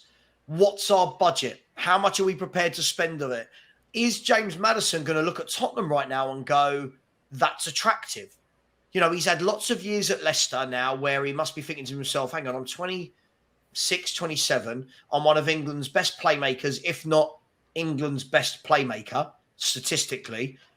I think I can do better. I'll be honest, if I was James Maddison and I didn't support Spurs, I'd be I'd be saying to my agent, wouldn't you? Can you get me, or could you not get me even a Newcastle or Liverpool or Chelsea haven't got, do you know what I mean? Or if I was his agent, I'd say you're probably better off staying at Leicester. Sorry, by the way, I stand corrected. Leicester got relegated. I don't know why I said he survived by the skin of his teeth. We won't mention the thing about Sevilla either. Then when you the Basque and the Bilbao, mate, I'm all over the place. You knew what you meant though, so it wasn't. This is why I don't stream until 4 p.m. I don't stream in the morning. I'm sorry, Jib. I've watched a lot of Matt O'Reilly. I think he's an excellent footballer. Why is he not good enough? He's better than Højbjerg. He's better than Skip. For me, I'm going to say I'd have him right now over Basuma from what I've seen. But granted, he's had a lot of injuries. Why is this guy not good enough? Why do we have to be pushing for a Conference League spot next season? Why can't we just build a team? Do you know what I mean? All these questions. This is what you're going to get, though, guys. If we signed a Matt O'Reilly straight away, not good enough. Based on what is he not good enough, Coover? I haven't watched him. Can't say I watched him. So can't tell you, mate. Stell, you watched him? Yeah, the thing is, what's he not good enough at for Tottenham? No, so this is the thing with players, okay? Sometimes you get a player like Kane, wherever he goes, he's going to be brilliant, right? Wherever he goes, system, tactic, and he's proven it. He played under like 10 different managers, 10 different systems, and he always delivers. So you get some players that are just that good. Then you get other players, and I think Basuma falls into this category. You only really see his quality if he plays in a certain way. And I think O'Reilly falls into that category. So I think if we play that football, then anyone that's calling him out is stupid. But if we bring him to Spurs and play, let's say, Conte ball, then no, I don't think it would work. So I think he's one of those players, you've got to play football the way that works for the player. I.e. Postecoglou's formation that he's played the last 2 years and been an integral part. That would do it, yeah. Yeah, this is what I mean. Daniel Harris has said, why do we talk up Brighton like they're magnificent?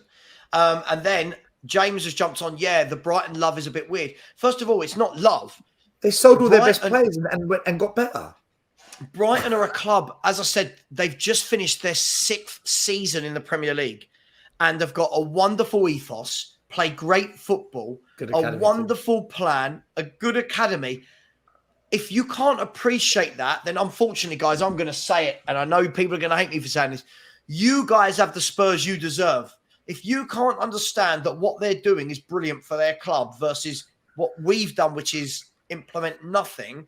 Sorry. So it's our old friend context again, isn't it? Context. Brighton and minnows compared to the resources we have.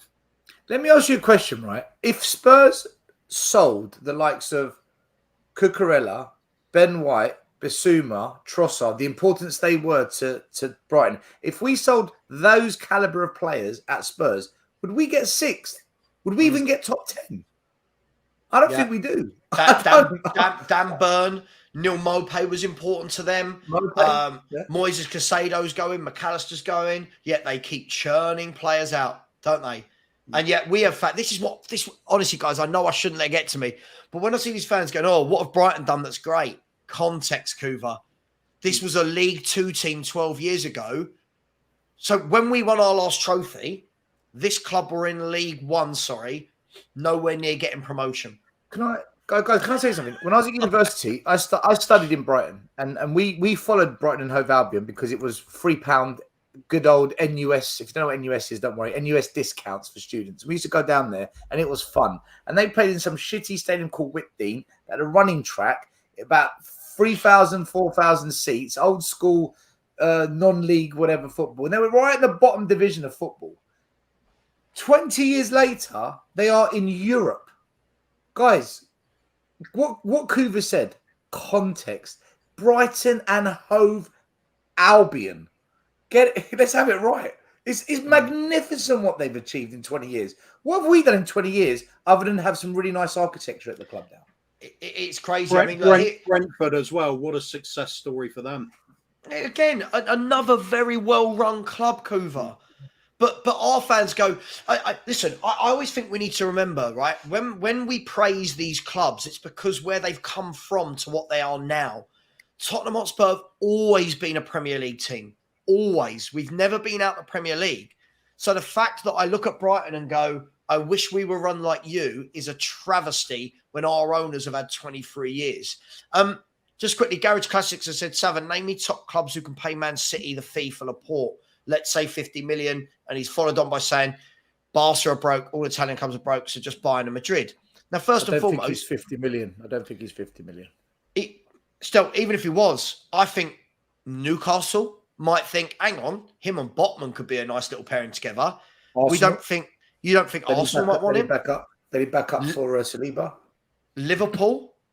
Possibly. I'm just spitballing. Liverpool? You don't think these clubs will look at this and go, yeah, we'll have him as well? This is what happens, Coover, right? Both of you, sorry. Every time a player comes available, we have fans who fight the battle as to why we're the only club these players could join. But if you're Laporte, you've just won how many trophies at Man City? You've been part of one of the best teams the Premier League has ever seen. I can't imagine at what point Laporte turns around and goes, that's me. If he joins, I'll take it all back. I just can't imagine he's looking at us and we're attractive in any way. And we never get that player.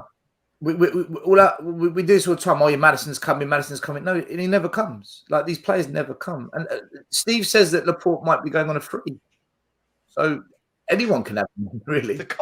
Apparently, it's either Bayern, Madrid, or it's Bayern, Madrid, or Spurs. Bayern, Madrid, PSG, or Spurs. I mean, like it's like literally, how are we grouping ourselves up there with these clubs? It is baffling.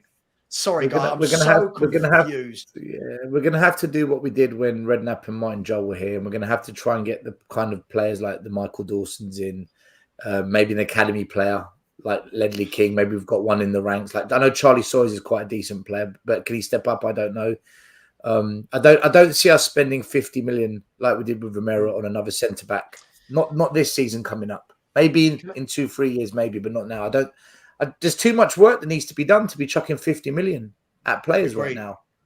And Levy's not going to spend the money, man. He's not going to spend that money. Not after the money we've thrown away the past 3 years. He's not going to go and chuck another 150, 200 million. He's not. He fucked it. And now we're going to pay the price, and fans need to accept that.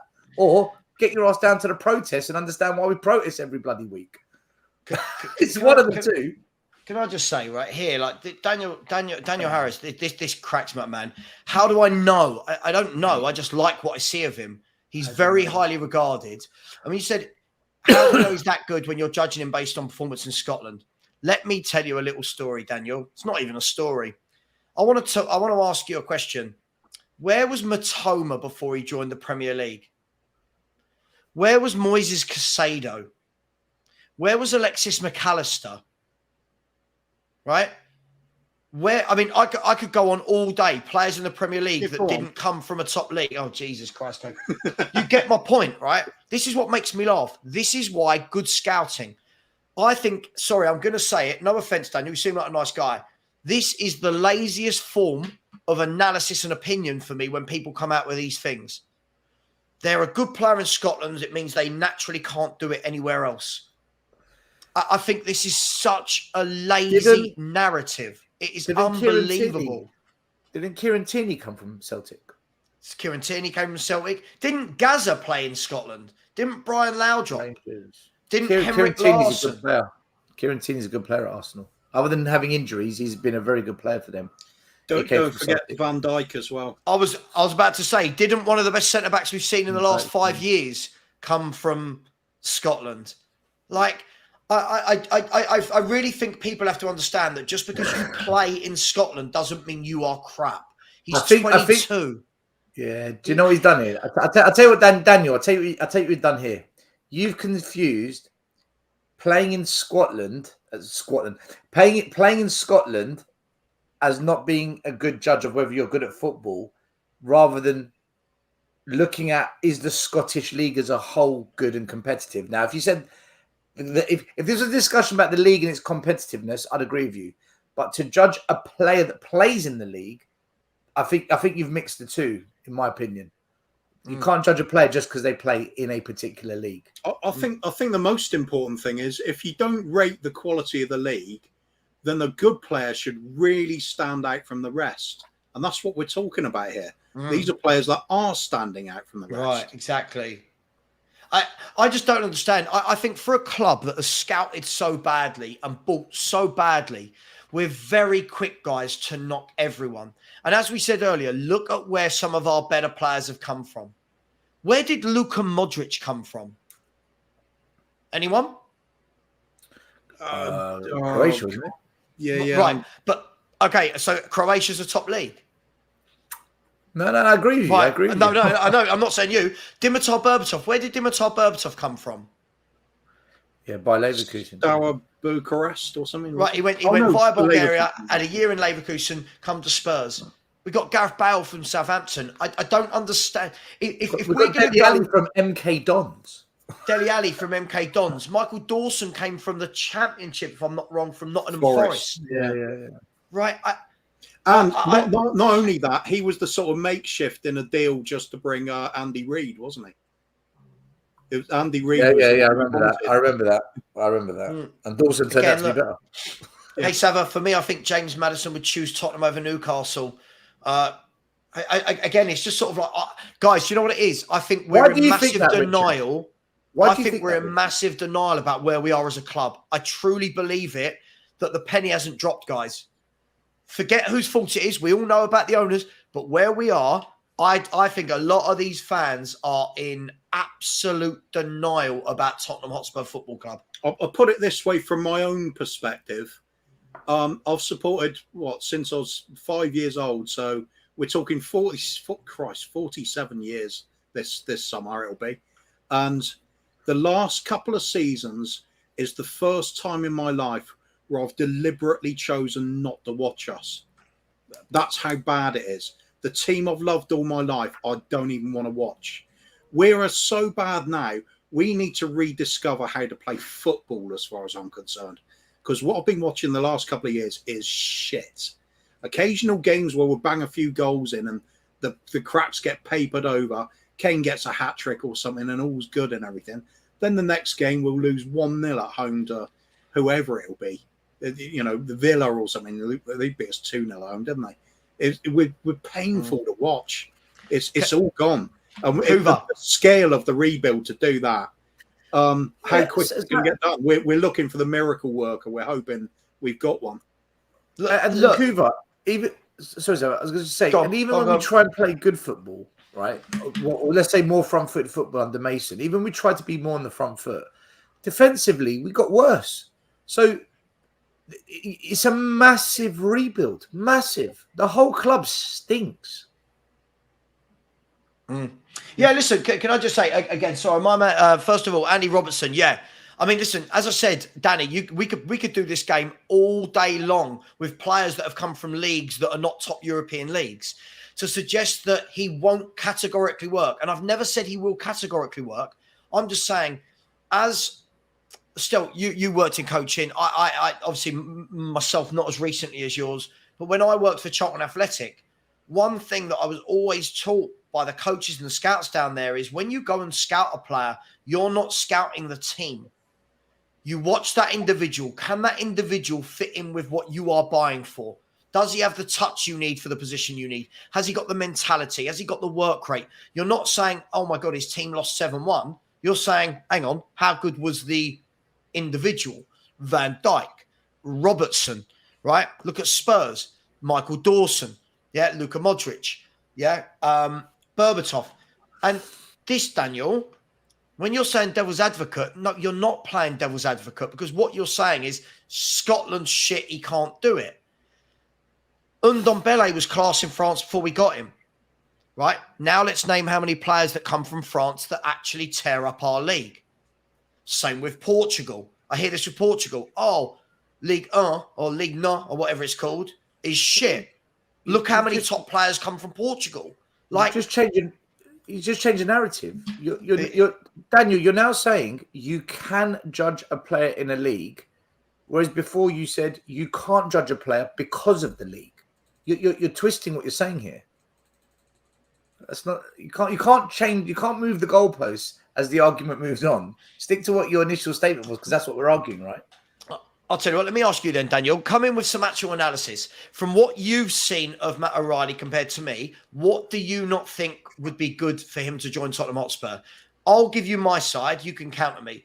I've watched him. He's got a fantastic engine as a box-to-box midfielder. He's got a wonderful left foot, a very good pass. He loves a tackle. He's very good at his tackling and his tracking back, and he scores goals as well. Why don't you think he'd be good for Spurs? Let me get a detailed analysis rather than just saying he plays in Scotland. Mate, this is ridiculous, right? We shouldn't even entertain this, right? I know, it just frustrates me. There was a really good player at Man United that went on to win pretty much everything, and he was quite integral to that team. And he came from a club, and I've just Googled it to find out where he came from Kyoto Purple Sanga. His name was Sunji Park. Now, is that a top league? Is that better than Scotland? Sunji Park came from Kyoto Purple Sanga FC. Come on, guys.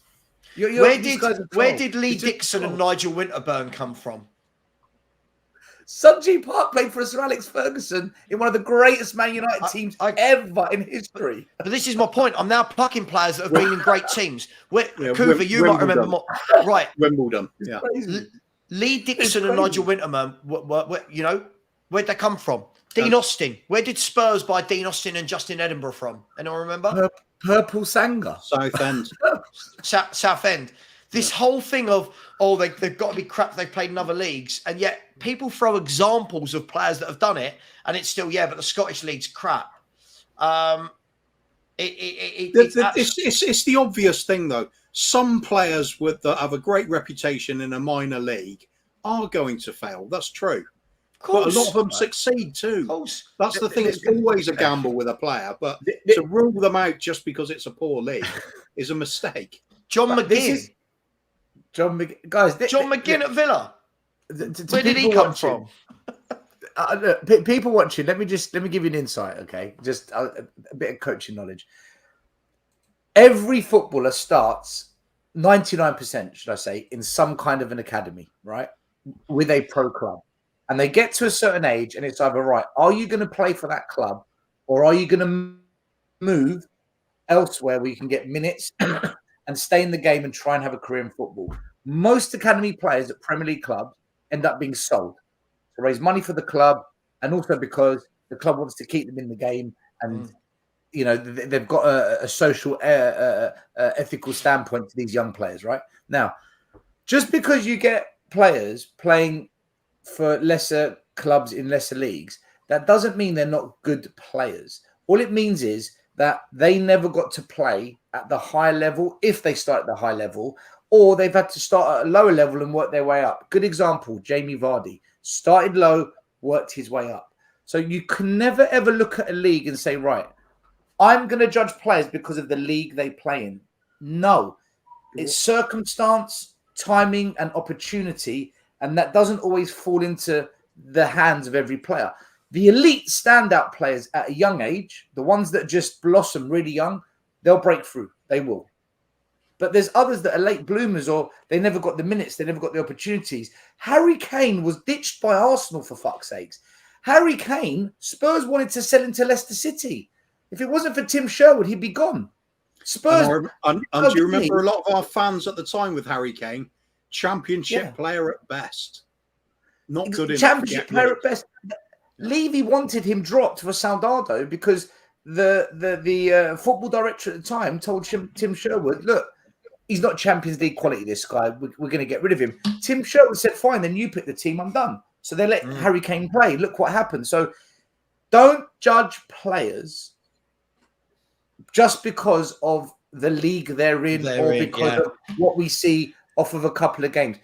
It don't work like that, guys. Football doesn't. And remember, he came from MK Dons. He's 22. So, for example, this here, by the way, okay, we're not in denial, but your last sentence makes me laugh. Like, doesn't mean we don't just try and nab a Maddison and a Laporte. Now, Maddison, I think, is more gettable, right?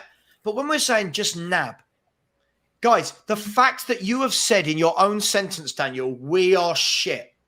Do you not think that Laporte, his agent, his advisors, his family will look at him and go, you know how shit Spurs are, right? Do you not think if we see how shit we are, Daniel, that these top players will as well? The fact that, listen, guys, I'm not saying, by the way, that O'Reilly's my number one choice. It was an example of a player that I've been impressed with, right? But if we're going to do this whole thing of, France is a farmers league, so no players have come in from the French league and done well. I remember Bernardo Silva. He's not too shabby, is he? Bernardo Silva came from Monaco. Yeah. Again, it's constant. Players are shit still because they don't play in the Premier League or one of the top European leagues. Yet this league is made up of players that have come from all over the world. Julian Alvarez, where's he just come from? Exactly. Right, Seamus Coleman. Look at the career he's had at Everton. Where did he come from? Ireland. You can't judge a player from where they've come. You can't do that. You just can't do it. Otherwise, there's no point having scouts. That's what scouting is, guys. That's what scouting is. But what I love, though, is that we're in 2023 and people think that the transfer market is just nabbing a player. Like that there's not more that goes into it. And I think the most poignant one for me is a conversation we have. It's a question we always pop up in these discussions. Who's the last world-class player we've signed? Actually, ready-made world-class player at the time, peak of his ability when we signed him. We don't do that anymore. No, last one for me is Jurgen Klinsmann. Of course we don't. Do you know what? I'd say Van der Vaart. I thought Van der Vaart was quality, man. Oh, great player. But again, he was a kind of a bit part player at Real Madrid, wasn't he? He wasn't really fulfilling his potential like he should have, perhaps. No. Yeah, listen, guys and girls, I'm not saying every player that comes here from any league will work. But equally, I'm not saying every player that comes here doesn't work. We need to be really... I feel like all common sense and in context has gone out of football completely now, guys, with fans. I truly believe that. You can literally sit there and name loads of players that have worked from these leagues and people still belittle them. Like France, some of the best players we've seen have come from France. But because a few haven't worked out of Spurs from France, it means that none of them will. There's a player at Spurs right now from France who we haven't seen enough of, who has definitely got something about him that can be coached to be something promising. No guarantees, but there is a player there. His name is Pape Sarr, right? If we had a manager that can nurture this player and potentially get what glimpses of goodness we see out of him, who knows what he might become? I'm not saying he's going to become the next Yaya Toure, De Bruyne, none of that, right? What I'm saying is there is a player at the club that when he has played for Spurs, he's looked all right. He's looked like he knows what he's doing. But again, I go back to what I said earlier: minutes, time, opportunity, and this is where we're at with it. I agree, Jimmy. By the way, I really agree with this. The English Premier League is guilty of gross snobbery. The Italian leagues are realising the abundance of talents in Scotland and taking all of our good youngsters. They know. Yeah, listen, I fail to believe that you are only as good as your nationality.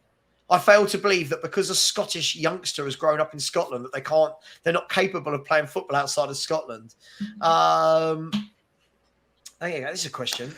Who was the best player in Italy last year? Some would argue his name is Caravascalia. Where's he come out of? Georgia. Now, Georgia or right. Scottish League? Georgia or Scottish League? Where do you want to go? Mate. He's a brilliant player.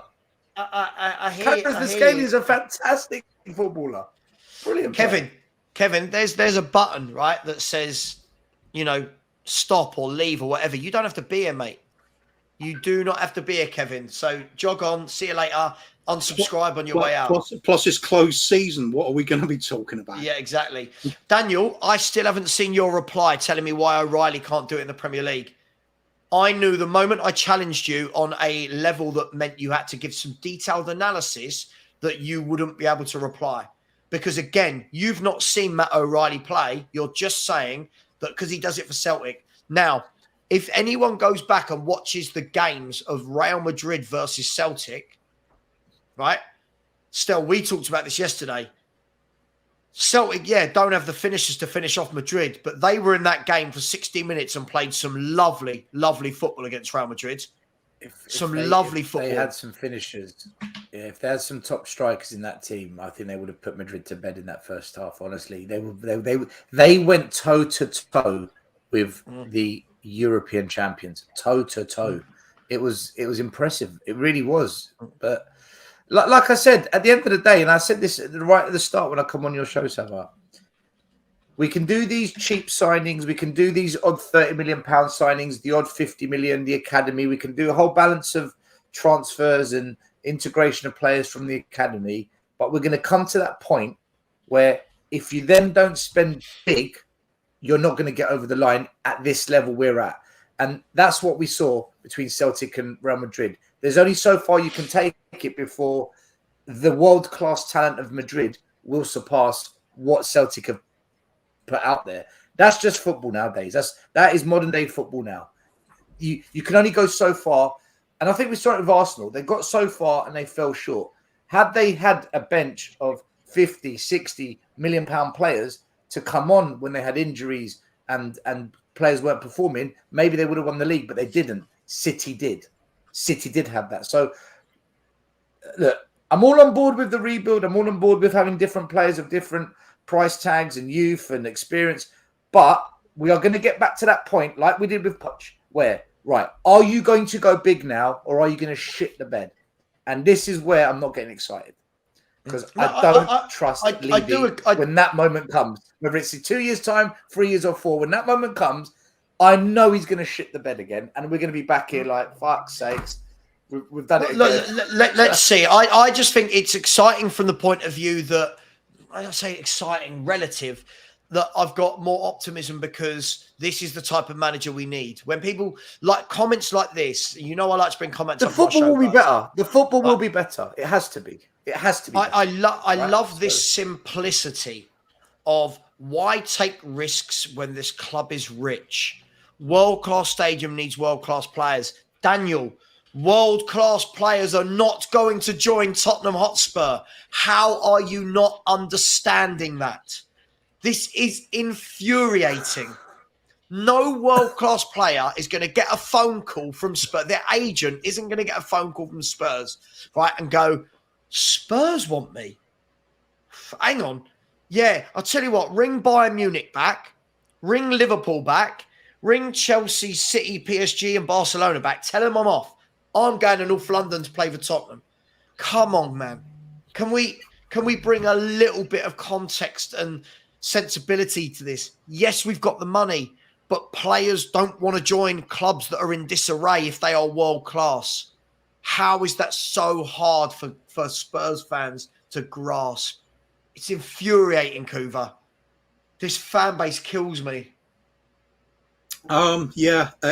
Ridiculously high expectations. I get it. It's because deep down that's what you want to see happen, but it's not realistic, though, is it? We're just not going to be seeing that. No. Also, we misspend our money when we spend big. Like, look at Richarlison, 60 million. Davinson Sanchez, 40 million. Ndombele, 65. can we trust the people in charge of this club to spend that money wisely? Because what they think is world class, to us, it's, really? You bought him for that much? Okay. You know, I just say, Jib, does this mean that? God, I hate our fan base. I truly do. Right. Does this mean that if I haven't talked about every single player in the world and then they join Spurs and I like them, it means that I don't want them at Spurs? This is embarrassing, right? Matt O'Reilly's a good player. Since Postecoglou's been linked, I've gone and done a little bit more research and watched him a bit more, read up about him a bit more. But every time I've seen this guy, I liked him. Does that mean if Spurs sign, I don't know, I'm going to pluck a player out of thin air. If Spurs sign Lobotka from Napoli, not going to happen, by the way.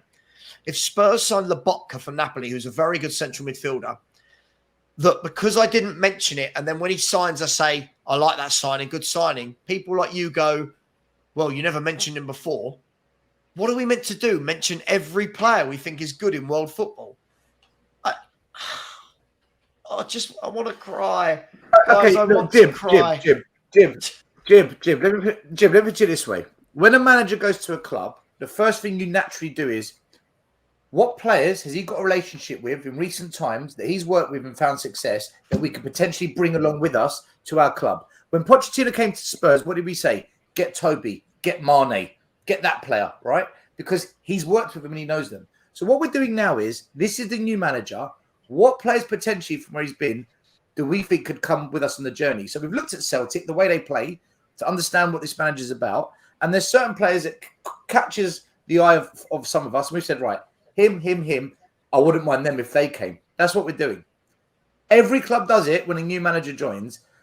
When Arteta went to Man City, when Arteta went to Arsenal fans said, I wonder what players from Man City Arteta could potentially bring. Look what happened. Jesus, Zinchenko. So we're just doing the same thing now with Postecoglou. Does that make sense?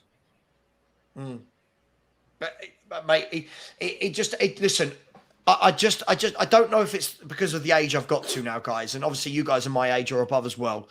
I don't know if it's because we've got to this age that context comes into play.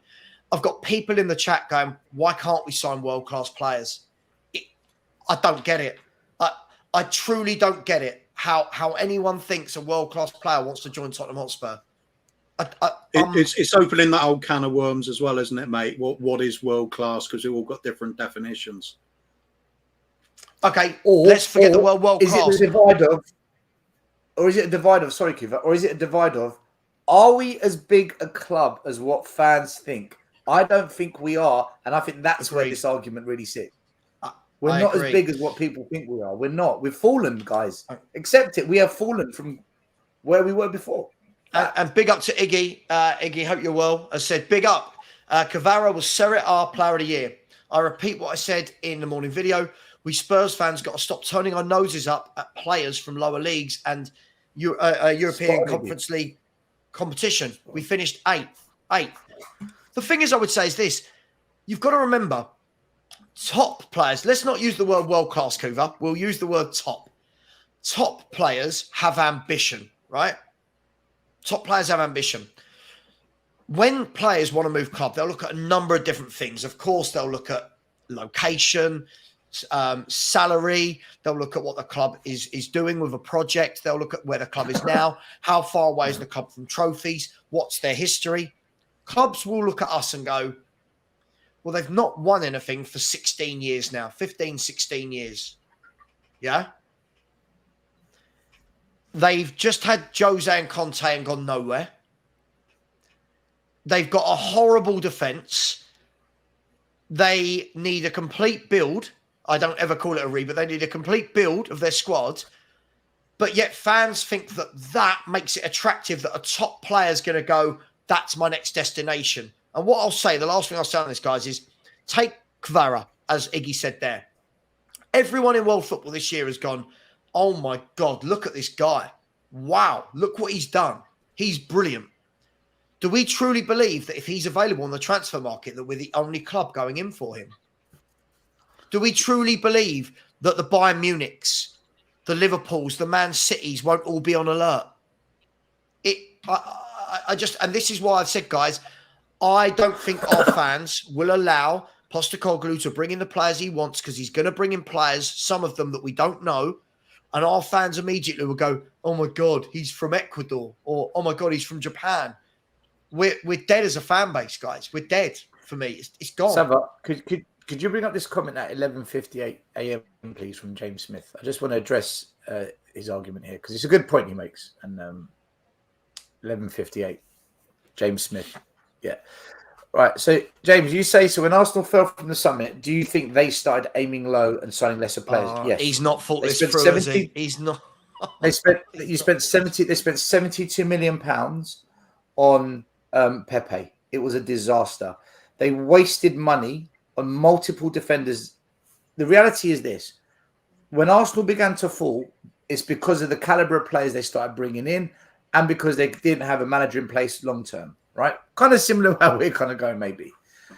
What Arsenal did, and I spoke to the coaches at Arsenal, and this is what Arsenal did. They accepted they had a problem. They had a big problem in the club. They reorganized the academy, they reorganized their scouting, and they restructured from above and trickled it down. And then what Arsenal did was they put a plan in place that we all slagged off. Let's have it right. Trust the process. But actually, we're the ones with egg on our faces, because their plan, they stuck to it when we thought it was a joke. And what they did is they slowly built up with players no one had heard of. Don't tell me any of you heard of William Saliba 2 years ago. I'm not buying it, right? They signed Tomiyasu. We only know Tomiyasu because we were linked to him. None of us knew this guy. I could go on and on and on and on. Martinelli, Odegaard. These aren't players we were talking about, right? They went and built it. Now they've got to that point. Now they're back in top four. You wait and see this summer. I bet you they're going to spend on household names now. Declan Rice's, Casados, maybe an Osherman. I'm not saying they will get Osherman. Now you're going to see them go and spend the big money on those players because they can attract them, because they're kind of back there. So to answer your question, James, yes, they did buy lesser players when they were on the way down. And that's what got them into the mess. And then they had to use very, very, very good scouting of unknowns or on the peripheral players to build it back up. And they stuck with the manager to do it. So, I mean, argue that with me if you want, but I'm pretty sure that's quite factual what I've just said. You look at it, big up, Alex. You look at it, Tomiyasu, Ben White, every Spurs fan, by the way, was Ben White. He's crap, right? Saliba, nobody knew. Tierney must be crap, guys, because he's from Celtic, and I've just found out that anyone from the Scottish League is crap. That's what I've just heard. Martinelli, where'd they get Martinelli from? Right?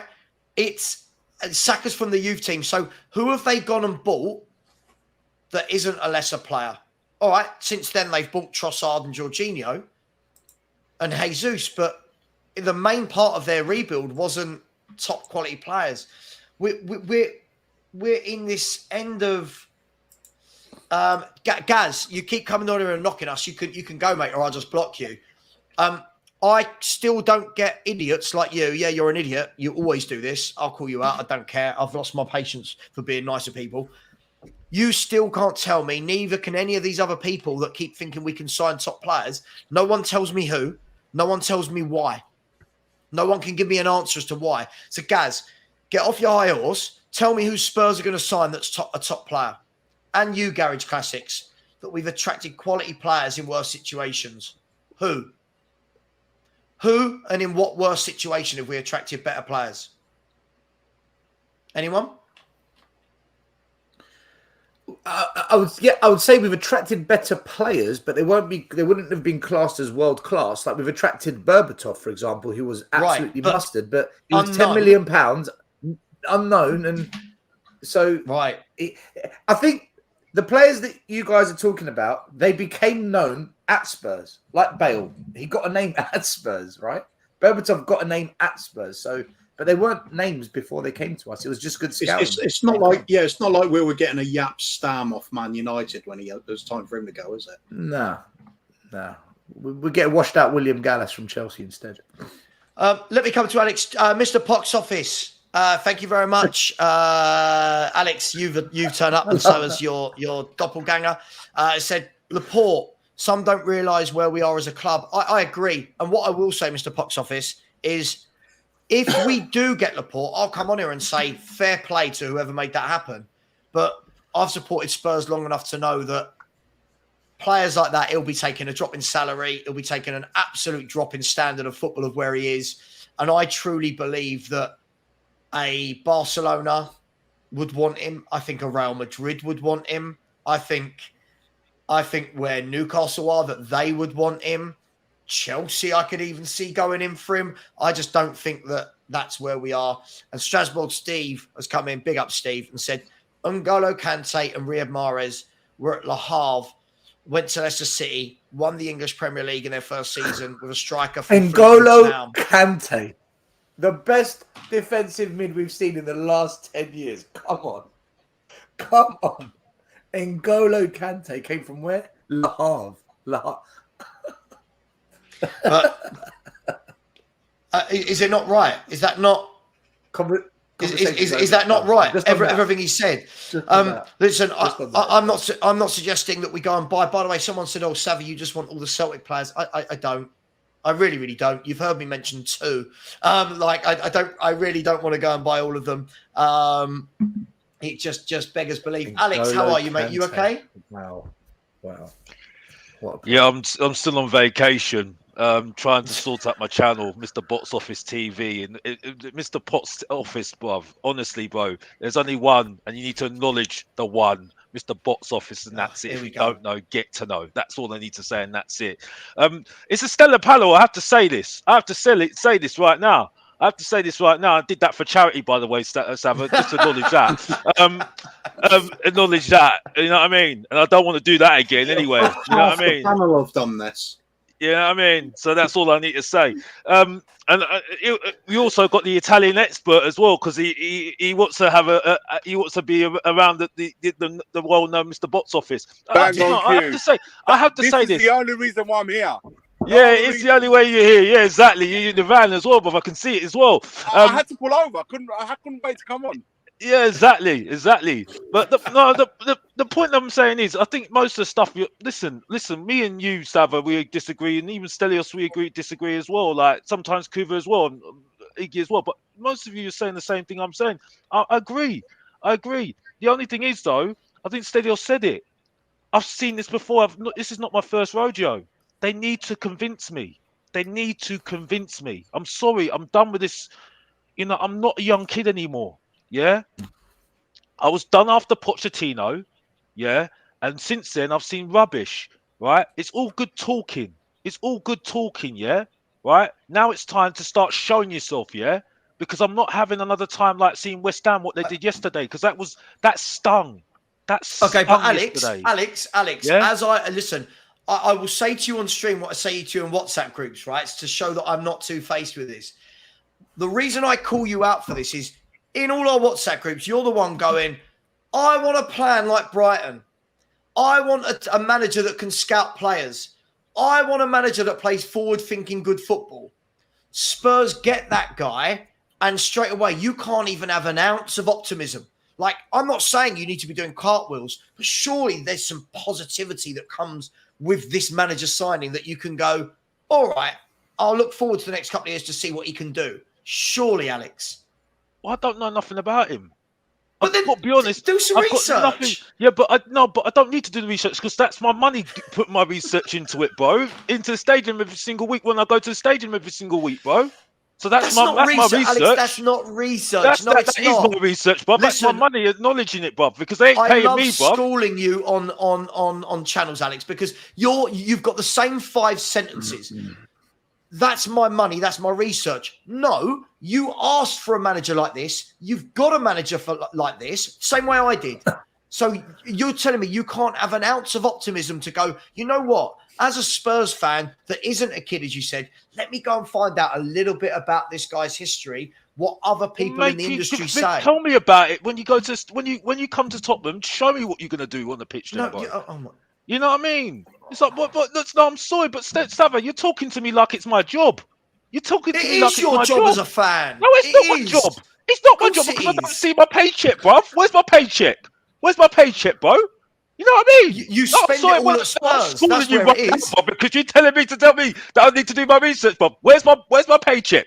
Where's What are my you paycheck, spending You've Bob? money just on? come on. Because I You've didn't pay just, you to tell me that. Tell me that, Bob. Bob, I was coming in Alex, calm, Bob, and then you start chatting that rubbish to me, Bob.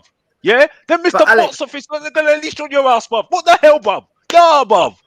Nah, Bob. Nah, man. Alex, hold on. I ain't having that. No, I Alex. am not having that. Listen to me, yeah? And I'm sorry to the audience because he got me. Just He come on a got channel to me talk unleashed. about a club that's appointed the Blame manager, Savva because he and got you're me not being paid to unleashed, talk yeah? about it. I was here. You're I not was being here paid to be talk calm about because it, and this you're was a hitting silly out. panel. And then he said, I need to do my research. Well, You do. sorry, Postecoglou needs to make himself known then, yeah? Right? And listen, also the board does as well, yeah? Because I agree with what Stelios says, yeah? When we have a bad 40 game run, yeah, what are you gonna do? What are you actually going to do? Yeah? Are you actually gonna Me? stick with the guy? No. Me I'm or talking Spurs the fans? board, and the fans. What are you going to do? Are you gonna back this guy? Yeah? Yeah, because I've seen it before. We said, oh, this guy's the future. This is the guy that is the future, yeah? And by the way, yeah, I said the same thing when Pochettino came in because I was the mug. I was one of And those now mugs. you cry for No. him. Listen. Now you No, pine listen to after what. him, Alex. Let me finish my point. I was the same guy that said I didn't want Pochettino. I wanted De Boer, yeah? So I was in the mud, yeah? He convinced me, yeah? He's the one that convinced me, yeah? So if Postecoglou does the same thing, I'll give him his probs, yeah? But then, So I did the Alex, same thing with Alex, when you Pochettino. say So do the same that's all I thing, need to say. but Iggy, I'll bring you in just after this comment. Alex, when you say do the same thing, this isn't the same year.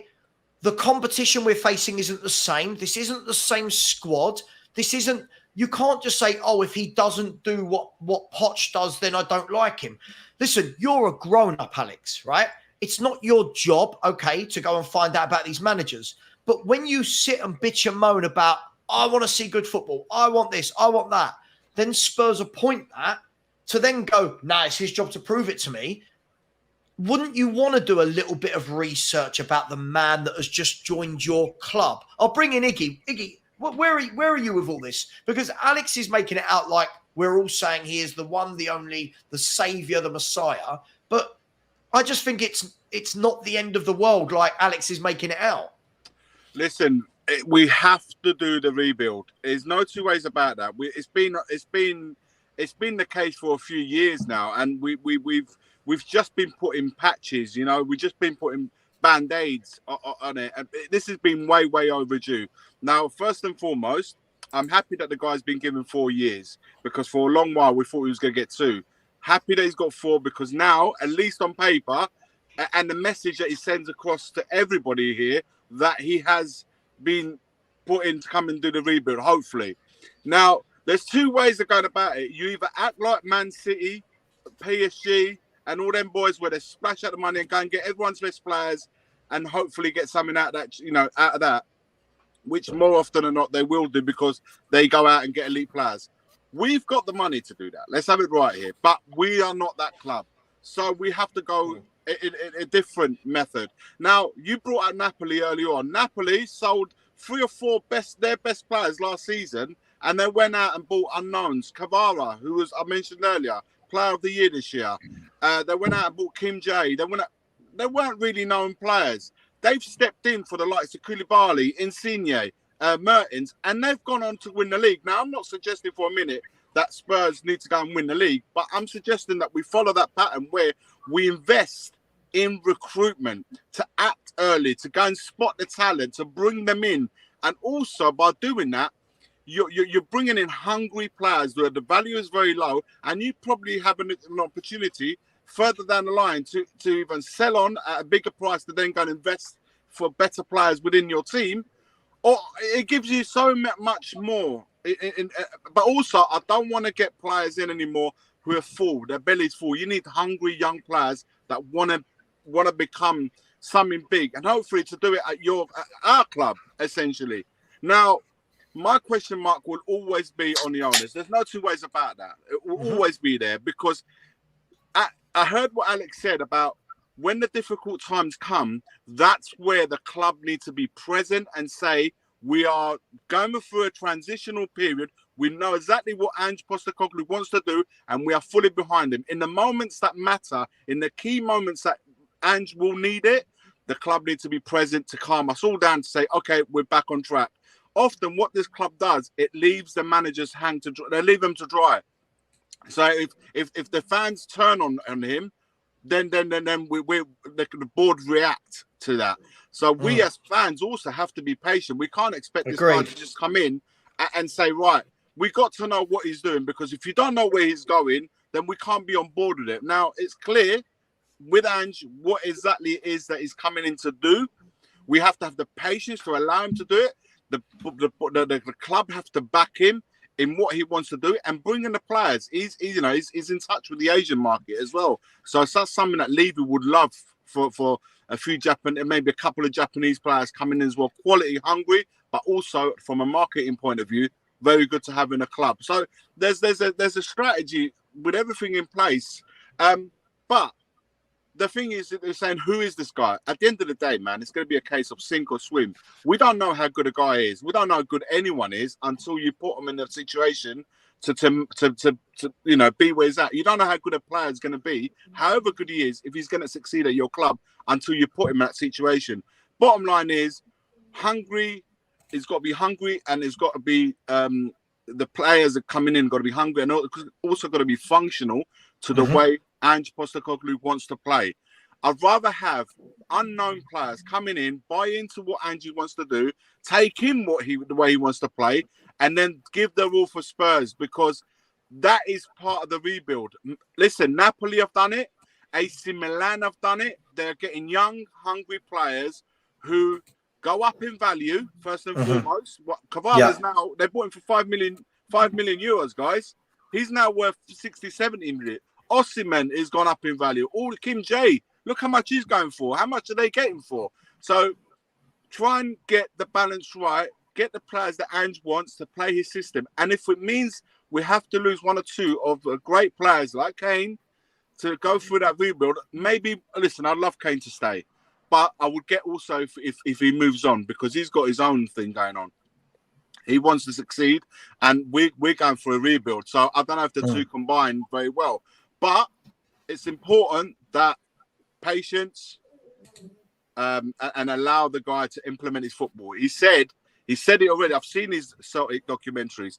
He said it takes time at the beginning to get that whole project, to get that whole thing going.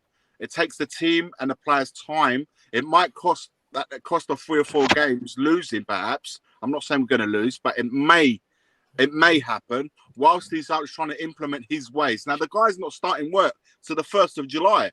So he's got to hit the ground running, man, because mid-July, he's going in pre-season. So we're going to have to be patient. And I don't know, Savva, I don't know if our fans have it in them. I'll be honest with you. I agree. I'm worried. I agree. More than anyone else. And often when the camp in the fans are unhappy, we've got a reactionary board that act on it rather than say, hold on a minute, this guy's here. It's going to take time, but we believe in what he's doing. I plead for the fans to be patient. We will get it. And that's the only question mark I have. Do you know the thing is, Iggy, just quickly, Alex, hang on. Iggy, the thing for me as well, though, is I always hear from fans, will he be a success? Will he do it? Will he do it at Spurs? Will he do it in the Premier League? I think the problem we've got here, Iggy, is what that actually means to very different fans. So for me, I'm not expecting anything next year. I'm not expecting Europe. No. I'm not expecting probably the same again, if not worse, though, Savva. Yeah, exactly. I think it might get a bit worse results-wise, but for me, it's what's the underbelly of that? Can we see a team being formed that can move forward in the future? I.e., look what's just happened to Arsenal. 8th, 5th, 2nd. Now, all of those fans wanted Arteta sacked, and I've heard you say this before, Stell. If it wasn't for COVID, Arteta probably wouldn't have lasted that time. But my worry is, Iggy, that we'll get into 3 months of the season.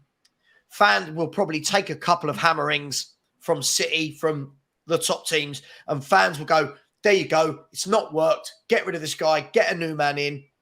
and we start again. I don't think they realise how threadbare Tottenham Hotspur is, and that we are starting from the bottom. Savva, do you know what I think will be the big test of where fans are going to be patient or not? If we go into next season with Davies, Dyer, Sanchez, all these people with us for another season and no real replacements of defence, I think patience will go immediately. Whereas if we see at least a couple of the donkeys out of the club and we see a couple of players think, do you know what? Yeah, I get why they got rid of him. If we begin to see a proper clear out, not the kind of clear out we've seen in the past where, right, bye-bye Lamella, bye-bye Toby because you're too old. Hold on. But look what you've left us with. If we see a proper clear out begin, I think they will buy patience for a season. We got, I think that we will got be 11 loanees coming back, man. Well, this is what I'm saying to you. Coming back. I think this is why it's a massive job. This is why we're saying it's a massive job. What do people expect? Immediate fix now? The problem is, Ange Postecoglou is inheriting. But Iggy, if you see, they've been there for a long time. They haven't started today. Yeah, but if you see, that's what I'm saying. You know, but no, we agree on that. But if you see, that's on the owners. That's on the club, not on the manager. We all agree on this stuff. We all agree on this stuff. But what I'm saying is this: we all agree on this shit. We're all in complete harmony on this. But what I'm saying is, if we don't see the real donkeys of this club start to be shipped out this summer, I don't see how any of us get on board with it. If I see that's the key word. Start. Yeah, can't be all of them. Yeah. It won't be all of them. That's the key thing for me. This is the thing, though. This is what I'm saying. Yeah, but this is what I'm saying. If we don't see some of them, the key suspects, the ringleaders, if we don't see them begin to move out this summer, I'm going to struggle to get on board with it. I'll tell you now. Stell, the three things, Sanchez, long gaps, and Sessegnon's here next season. I'm going to be like, fuck my life. See, look, guys. Look straight away. I'm expecting. Look, I'm expecting minimum of top six. No, we're not. Wait. But that's less than Cal. Cal expects Champions League football next season. So I know. Mate, but this is the thing. I'm not going to get into. I want to see 3 areas immediately. Three players immediately in the team this summer. It has to be the goalkeeper, a centre back, and attacking mid. Those 3 areas have to be addressed. I think only then I can start saying, you know what, we're onto something here. It might take a while to get rid of the other players. I don't know how quickly we're going to do it, or if it's even possible to do it all in one go. More so, but what's more important? But what's more important, Iggy? The ones going out or the ones coming in? No, the ones out or the ones in? Both. No, but if you have to pick one as a marker of, unless you can get a tune out of Ndombele and of Celtic coming back. I think it's the players out. No. I personally think I'm sorry. I'm sorry. If he keeps Ndombele, and he mets up next season, that's his fault. Yeah, I'm sorry. I'm done with this. Hang on. It's not just down to him, Alex. No. You just hit on me straight away. No, I'm saying the point. Where I stand with Ndombele. I've spoken about him many a time. He hates Ndombele. Right? You guys to educate him, but he doesn't want to learn. It's not the technical player in Ndombele that I don't believe in. I believe the guy's a quality player. I just don't believe he's got the attitude to go through the change that we need to go through. And he's that guy. I don't think he's that guy. That's the point I'm making. That's the point. I don't think he's got the work rate. I don't think he's got the work rate for what Postecoglou wants. I don't think he's got the work rate for what Postecoglou wants. Yeah.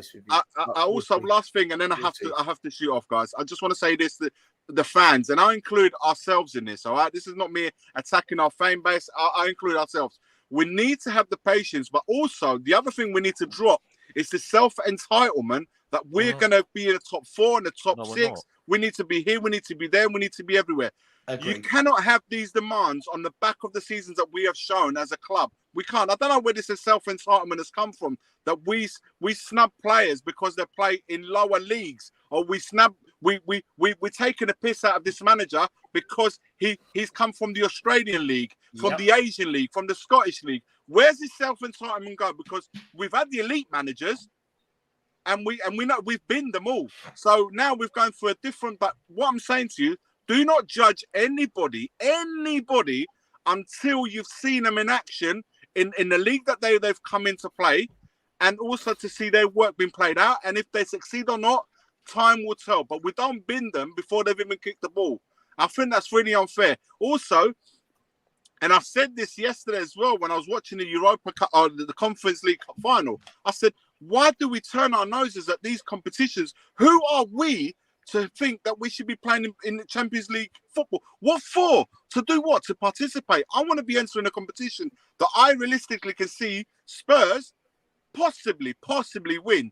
And right now, this team right here could just about hack it in the Conference League, let alone Europa and Champions League. So for me, I would never ever snubbed, and I never did, by the way, when the opportunity arose for us to even get Conference League. I said, no, Europe has to be a name. If it's Conference League, so be it. We have to be in there, man. And the fact that we missed that, said, oh, that's a blessing in disguise. What blessing in disguise? What blessing in disguise? The blessing in disguise may now come. The fact that Postecoglou has been appointed, it will allow him week to week work on the team to then play on the weekend. That's the only good thing I see about it. But Spurs need to be in Europe, and whatever that is, they should be in it. No, listen, a lot of really, really, really good points there, Iggy. I'm on board with you with most of it. We've become this fan base that think because we made a Champions League final that we are entitled to just say fourth. We must do fourth. And the worst thing is, as I've said, I'll call him out. He wouldn't ever message me or anything. I'll call Chris Cowlin out on this. He's representing us, going on to Sky Sports saying that Spurs fans are demanding fourth. I think a lot of the sensible older Spurs fans are saying, well, hang on, I'd rather have a long-term plan and build than go hell for leather for top four with players that aren't good enough. It's not realistic. By Cowlin doing this, all he's doing is setting up this new geezer to come in and fail. He failed before he's even started. If that is the expectation of the whole fan base, to expect fourth, fifth, or sixth, we have failed this guy before he's even started. We are failing any player coming into this club before they've even worn the jersey. We have to remain calm and yes, have the ambition to get better. Of course, we do want to go back to Champions League football. We do want to go back to possibly maybe trying to win a trophy. But I don't know. Of course, we want to do that, but we have to take the necessary steps. And that right now, expectation. This is the thing. It's that expectation, that self-entitlement that we need to be there. Like this comment, Iggy. Like this comment. With a chance of winning the Champions League, Peter. No. Bro, I'm trying to. Have you seen the Champions League teams that are in the final right now? Let's say the semi-finalists. Let's say the first teams to hit the quarterfinals and the semis. Look at the teams that are in it, and look at the squads that they have assembled together to even have a chance, like you say, of winning it. We are a million miles away from that team. You think how good that 2019 team that we had to reach that Champions League Cup final? How far away are we from even that team, let alone these teams that are in it now? I think we have to start rationalising what it is that we want and how we go about it. Because if we're not it's going to be. Listen, man, we're going to be in a tough ride. Next year too, it's going to be a real slog, and we need to be ready for that. And my worry is that when I read comments like that we're not quite there. Certainly as a one. Yeah, we should, but not this year. Not quite. Maybe. We're miles off. The main event needs to make himself known. Miles off of it. Make himself known. We're so far off the mark. We're getting banged up by Brentford and Bournemouth at home. I've got some super chats. Iggy, are you staying on? Did you need to jump I'm going to off? shoot off, guys. Big up, by the way. I'll have you guys on my ears as I'm driving around, so I am listening, man. No worries, man. Always welcome. See you soon. Bye. Take care. I've got some super chats. Strasbourg Steve has said, Alex, you're smarter than this. Well, that's not true. Hang on. I'll come back on that one. All right. Rooksy Pop has said, by the way, I'm only going to go for another 7 minutes. My club, Schalke, not as big as Spurs, had Neuer, Rakitic, Matip, Sane, Ozil, Højbjerg, Draxler, etc. before they were known. Yep. Scout those players before they're known. Phil P has said, RIP, Tony, chap's gone 2 years now, proper Spurs. I don't know who this is, but if anyone else does, rest in peace, of course. Rest in peace to anyone that's been gone. And thoughts with his family, etc. Just two comments I really wanted to pick up on before I come to you, Alex. Daniel said Chelsea not great now, but will they buy quality? Why? If I have to answer that question for you, then I'm an idiot. I'm not answering that question for you. That's very self-explanatory why Chelsea will spend big. And Savva, you say fans are underplaying how bad we are, but you are overplaying it. We are not as bad as you think. We still have a decent core of players within our squad. Dude, I'm looking at a squad papered over by Harry Kane that has an awful back 4, 5, whatever. No first choice goalkeeper going into next season. We have our best midfielder out injured until December time. We've got no playmaker. We've got 3 forwards, one of which isn't even ours in Kulu, one of which is being talked about going to Real Madrid. We've got nothing coming through the youth team that's made any significant impact. Please tell me in your next comment what is not bad about everything I've just said. If you don't think that's bad, and that is I don't know what to say. I just don't know what to say. Savva, it's incredible. So can I add something to that? I just want to add something to that, right? Well, I wouldn't say that. He kind of makes a bit of a point, but not quite. And I want to say why. We finished 11 points of Champions League, which is effectively 3 or 4 games. 4 games. Okay. Sure. So had we not have lost to Bournemouth at home, Brentford, not blown that Southampton lead away, which Conte then lost his mind of, we would have maybe got top 4. So I see where he's coming from. However, and this is the issue we've got. When you look at us against Sheffield United away in the Cup, when you look at our performances in the Champions League, when you look at our performance against Nottingham Forest in the Carabao Cup, there's clearly deeper issues than just trying to salvage points in the Premier League. So that defence is woeful. When you look at the goals they've conceded, only the bottom 4 conceded less. That is shocking. So we're not that far off when you look at the league table in terms of points. You make a point. But when you look at the way we play, when you look at the different systems that have been tried this year with the different managers, because Mason came in, was more front foot, and you look at the way we defend, there are massive problems at Spurs, bro. And I think you need to look at that as well as the points. The points would suggest something different. But again, like Savva said, if Kane's gone, 8th becomes 14th, man. It's annoying because I've said the same thing last season. I get people saying that, oh, you're smarter than this. I'm not being funny. No. I'm not being funny. Yeah. Like I said, I'll stick by what I said. When Pochettino came in, I wanted the ball. Yeah. Now I wasn't on board with Pochettino. He convinced me. Yeah. Now Postecoglou needs to do it because, like I said before, yeah, when we have a bad run, because this team is an absolute mess, which I said before, because Mr. Box Office needs to be respected, and that's it. Yeah. When we have a bad run, this board is so high and mighty at the moment. Yeah. You don't know what they're going to decide. You know what I mean? So that's what worries me. You've confused 2 things there, though, Alex. You do this a lot, right? There's a difference between, yes, you said this last season, like many of us did, say that this club is in an absolute shambles. Many people said that, Alex. But that's got nothing to do. What that guy was talking about is you're smarter than this. Is if you're going to sit and come on YouTube channels and talk about the manager and his philosophy and his ethos and what he's done, if you can't even be bothered to go and do any research on him, watch any YouTube videos and his interviews, watch the documentary, and then you just come on and go, it's for him to show me. That's what he's saying. You're smart. That's wrong. That's disagree. That's not disagree. Wrong. I disagree with that wholeheartedly because that is, at the same time, I said before, yeah, it's not my job.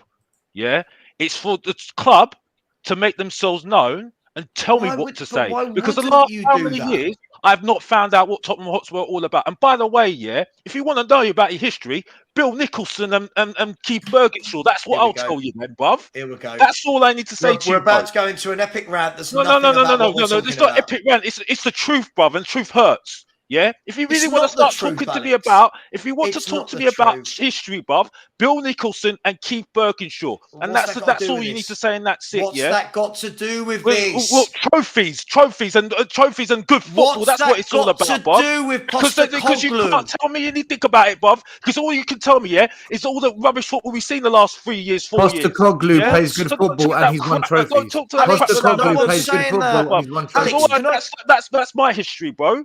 That is my history. But Alex, Yeah? Alex, you Alex. And can't then come on. about Martin Yole, who was our second choice, Harry Redknapp, who helped us with relegation, and Pochettino, who I didn't even think about until he made himself Postecoglou known. plays good football and he's Yeah, won well, trophies. bro, The and two things you said. again, like I said before, when he does it next season, then I'll start No, saying but- yes, but he's that's not good. fine. But Hello, at the Rant- moment, Rant I ain't next seen it season, at the not now. moment. Rant next Oh season. my God. Oh That's my a Rant. gosh, I Big don't even know George. what. Hallelujah! What is it with people now these days? It's like I've got to do research on a guy to make myself feel better. No, No, he's no, got no, to no, come Alex, in, again, tell me what to say, bro. Alex, No, I'm you're sorry, this is making rubbish up. you're telling me. Alex, you're making Rubbish, up. man. My Alex, gosh. you do this thing, Alex, where you're asked a question, your answer goes off in 15 different directions, and not one of those directions actually addresses the point. You're like a politician that gets asked. Oh, that's rubbish. No, Alex, I'm going to explain to you how. You're like a politician that's asked, how are you gonna fix the NHS? Well, before we look at the NHS, what we've got to do as a country By is the way, look at our Denise, I've got Listen, a grip. let me, Just don't know Alex, what's I'm listening. talking. Alex, I'm talking, right? I'm talking. This is the point. Everyone said to you about, what do you know about Postecoglou? Nothing. All right. Why don't you do some research on him? You're like, yeah, but Bill Nick. What the fuck has Bill Nick got to do with this? Right? The point is this. You asked for certain things the same way I did. We wanted a manager. We always said a top manager won't work because of what they need to be successful. We need a manager that's going to come in for the long term, that's going to build. We want a manager that plays attacking football. We want a manager that can scout players and has a history of finding gems. You get all that, and then you can't even acknowledge that, yeah, I did ask for this. There could be some optimism here. Then we say, what do you know about him? It's not for me to know. But of course it is. If you're going to come on and give an opinion about it, of course it is. You can't come on and say, I know nothing about a manager, but he's got to prove to me. Listen, Alex, you pay your money, right? You pay, right? Why would you not want to know anything about the man guiding your club? It's baffling for me. Because it's got nothing to do with me trying to do it. At the end of the day, the club chose to make that decision, so they got to make themselves known. I'm sorry, it's not my job. And I don't even know why I don't even know why I'm having this argument, to be honest with you. It's just like people say I'm a YouTuber. Yeah, I'm a YouTuber, but it's only so much I can do. You know what I mean? There's only so much I can make of content on this manager. At the end of the day, yeah, it's for the manager and the club to make themselves known and show us what they are capable of doing at the end of the day. I'm sorry. Why wouldn't you want to know about him? Research ain't going to change the world, bruv. I'm sorry. Alex, my research on this manager is not going to do anything for me. Alex's job has got more to do with that. And this is the thing. I'm talking more sense than anything else. I tell you that because some people in the comments are going to tell me, yes, I am. And I'm gonna be really forceful with this one, yeah, because I'm passionate about this. Because I am not the manager of Tottenham Hotspur. I am not part of Tottenham Hotspur, by the way. I'm only a fan, yeah. Right, when they start paying me, that's when you can start questioning me, bruv. And that's all I need to say, and that's it. Because I ain't getting questioned about what I'm doing, bruv. Because I ain't got no effect. Yeah, I could be homeless tomorrow because I ain't doing my job, bruv. So don't chat that rubbish to me, bruv. Don't chat that crap to me, bruv. No idea what you're talking about. No.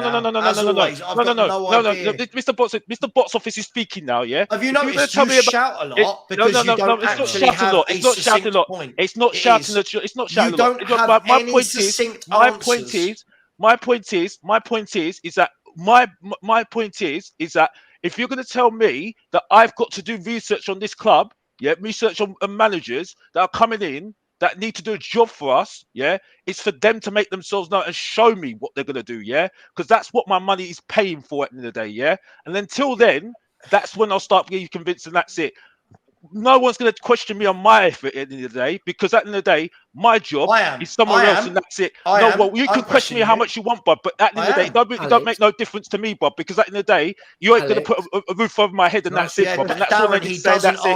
It does answer the question, Bob, because you're questioning me. No. You're questioning me on my integrity, on what I'm doing, yeah? When I've got no effect on what this club is going to do. I still haven't had an answer to anything. I've answered the question. No, I've answered the question. You just don't want to listen to the answer, and that's it. And back to you, Savva, and that's it. I'm done.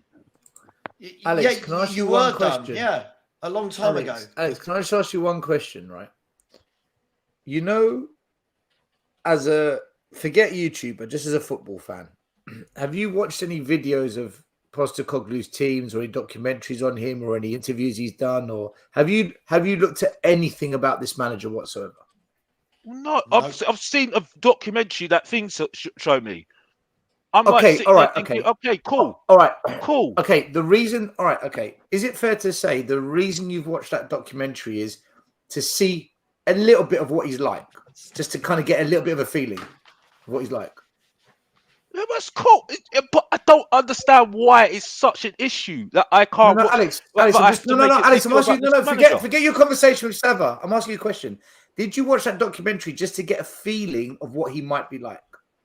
That's why I watched it. I've got it. But at the end of the day, what do you want me to say? What Okay, do you well, want me just to say say? yes or no. Yes or no. You said yes. Yes, Okay. I've seen so it. Yeah, I've seen it. therefore, So what? right. So if you've watched the documentary on Postecoglou to get a feel of what he's like, whether you agree or not, that's research. Yeah, but what do you want me to say? You know what I mean? I said already I wasn't convinced about Pochettino. No, I'm just letting me. you. I'm just letting you know. I'm just letting you know. You're saying it's But I not did your do job loads to of do research on Pochettino when he came in, didn't I? No, That's the point I'm making. No, dude, Alex, I agree. I'm not saying you should go and do loads of research. What I'm saying is, naturally, we've all done a little bit because we're curious as to who the guy is. He's going to manage our club, so you've naturally done research, and then you're going to talk about what you've seen. Just like when you do videos talking about players that we should potentially go for. Stelios, You're only going to until he recommend comes those in- players if you've done a bit of research on them just by watching a video Alex, or two, mate. put it this way: if That's the point I'm Stell making. does a video, if Stell does a video tomorrow, or I do a video tomorrow, let's just say Spurs are linked with, I don't know, I'm going to chuck a name out there, Igor, only because I saw him last night, Igor of Fiorentina. Before I think Stell, you might tell me I'm completely wrong here. Before I go and do a video for 10 minutes talking about Igor of Fiorentina, I'm going to go and have a look.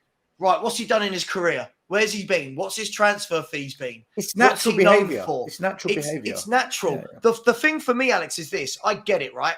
You're talking to people that have wanted Levy out for long. You're talking to people that don't put money in like you do because we're so sick and tired of being fed that crap from Levy. But when you are given basically what you've been asked for as a fan, what you've been asking for, when you're being given that by the owners, whether you like them or not, when they've implemented a man that does the things you want, and then you literally can't even say, yeah, that's a positive, or, I'm looking forward to seeing what he does. Literally, it's like, no, I don't care. He's got to prove it to me. It's like, why does he have to prove anything to you? He's had a good career. That's what I'm Get saying. where Alex is coming from. Thank goodness, never Cooper. understand where Alex is Thank coming you. from. It's not. It's a case of, for me, I mean, Postecoglou, have I done any research on him? Nope. All I've done is I've heard somebody say it's a kind of a similar system to Pochettino, in the aggressive press, play in the opponent's half, bomb everybody forward when you can. It's a very attacking style of play. I can get behind that. I don't need to research into him. I'm okay with that. For me, I understand what Alex is saying is, don't have an opinion. Don't just say he's going to be crap or he's going to be great. Just wait and see. Whatever we get, we get. And then after a few games, you make your own mind up then, can't you? We said that. I don't know what is the big deal at the moment. It's like there's no big deal, Alex. But there's no big deal. But the thing is, when you come onto YouTube channels, you're having a conversation. You can't just rock up and the only thing you say is, "I don't care. The club, they've got to show me." It's like, otherwise, there's no conversation there. There's no actual. No, I'm saying, like, I to can't you, have a conversation with you about Postecoglou. No, I've never said that you can't have a conversation about Postecoglou. Alex, no. I'm telling you I can't, because if I talk to you about Postecoglou on here on a WhatsApp group, the response I get is some incoherent nonsense about Bill Nicholson and Birkinshaw, where it's got nothing to do with Postecoglou. No. Yes. What I'm saying is, I diverted it to them because at the end of the day, you're telling me that I need to do research on this guy. Yeah. What I'm saying to you, argument's sake, I'm saying for my argument's sake, I'm saying, well, I'm pointing it out to you that, yeah, well, I have done my research on certain managers that have been successful at this club, that have made us relevant. So that's why I'm diverting it to those people. So you're saying to me, I need to do research on this guy who's just come in. No. Yeah, that's fine. But at the end of the day, he needs to prove himself because I don't know anything about him at the end of the day because he needs to make Alex, I himself get known it. at I Tottenham. get And what you're that's doing it. now. All right, Alex, I get That's it. what I'm Alex, trying to Alex, I get say. it. I get it. Right. Okay, Alex, I get it. Savva's saying to you, do research to get an idea of what he's about. What you're talking Yeah. about is, I'm not doing research. Wait, I'm not doing research to see what he's going to do at Spurs. I'm going to wait and see. We agree on that. We agree. None of us know what's going to happen with him at Spurs. None of us. None of us have got a crystal ball, right? And you're right. We should wait and see. And we said this earlier on before you jumped on about an hour ago. Let's wait and see what happens. We did say that. But before he comes and takes on the job, it is natural fan behavior to be fucking curious about what this guy brings to the table and why maybe he's been given the job. That's what Savva was trying to say.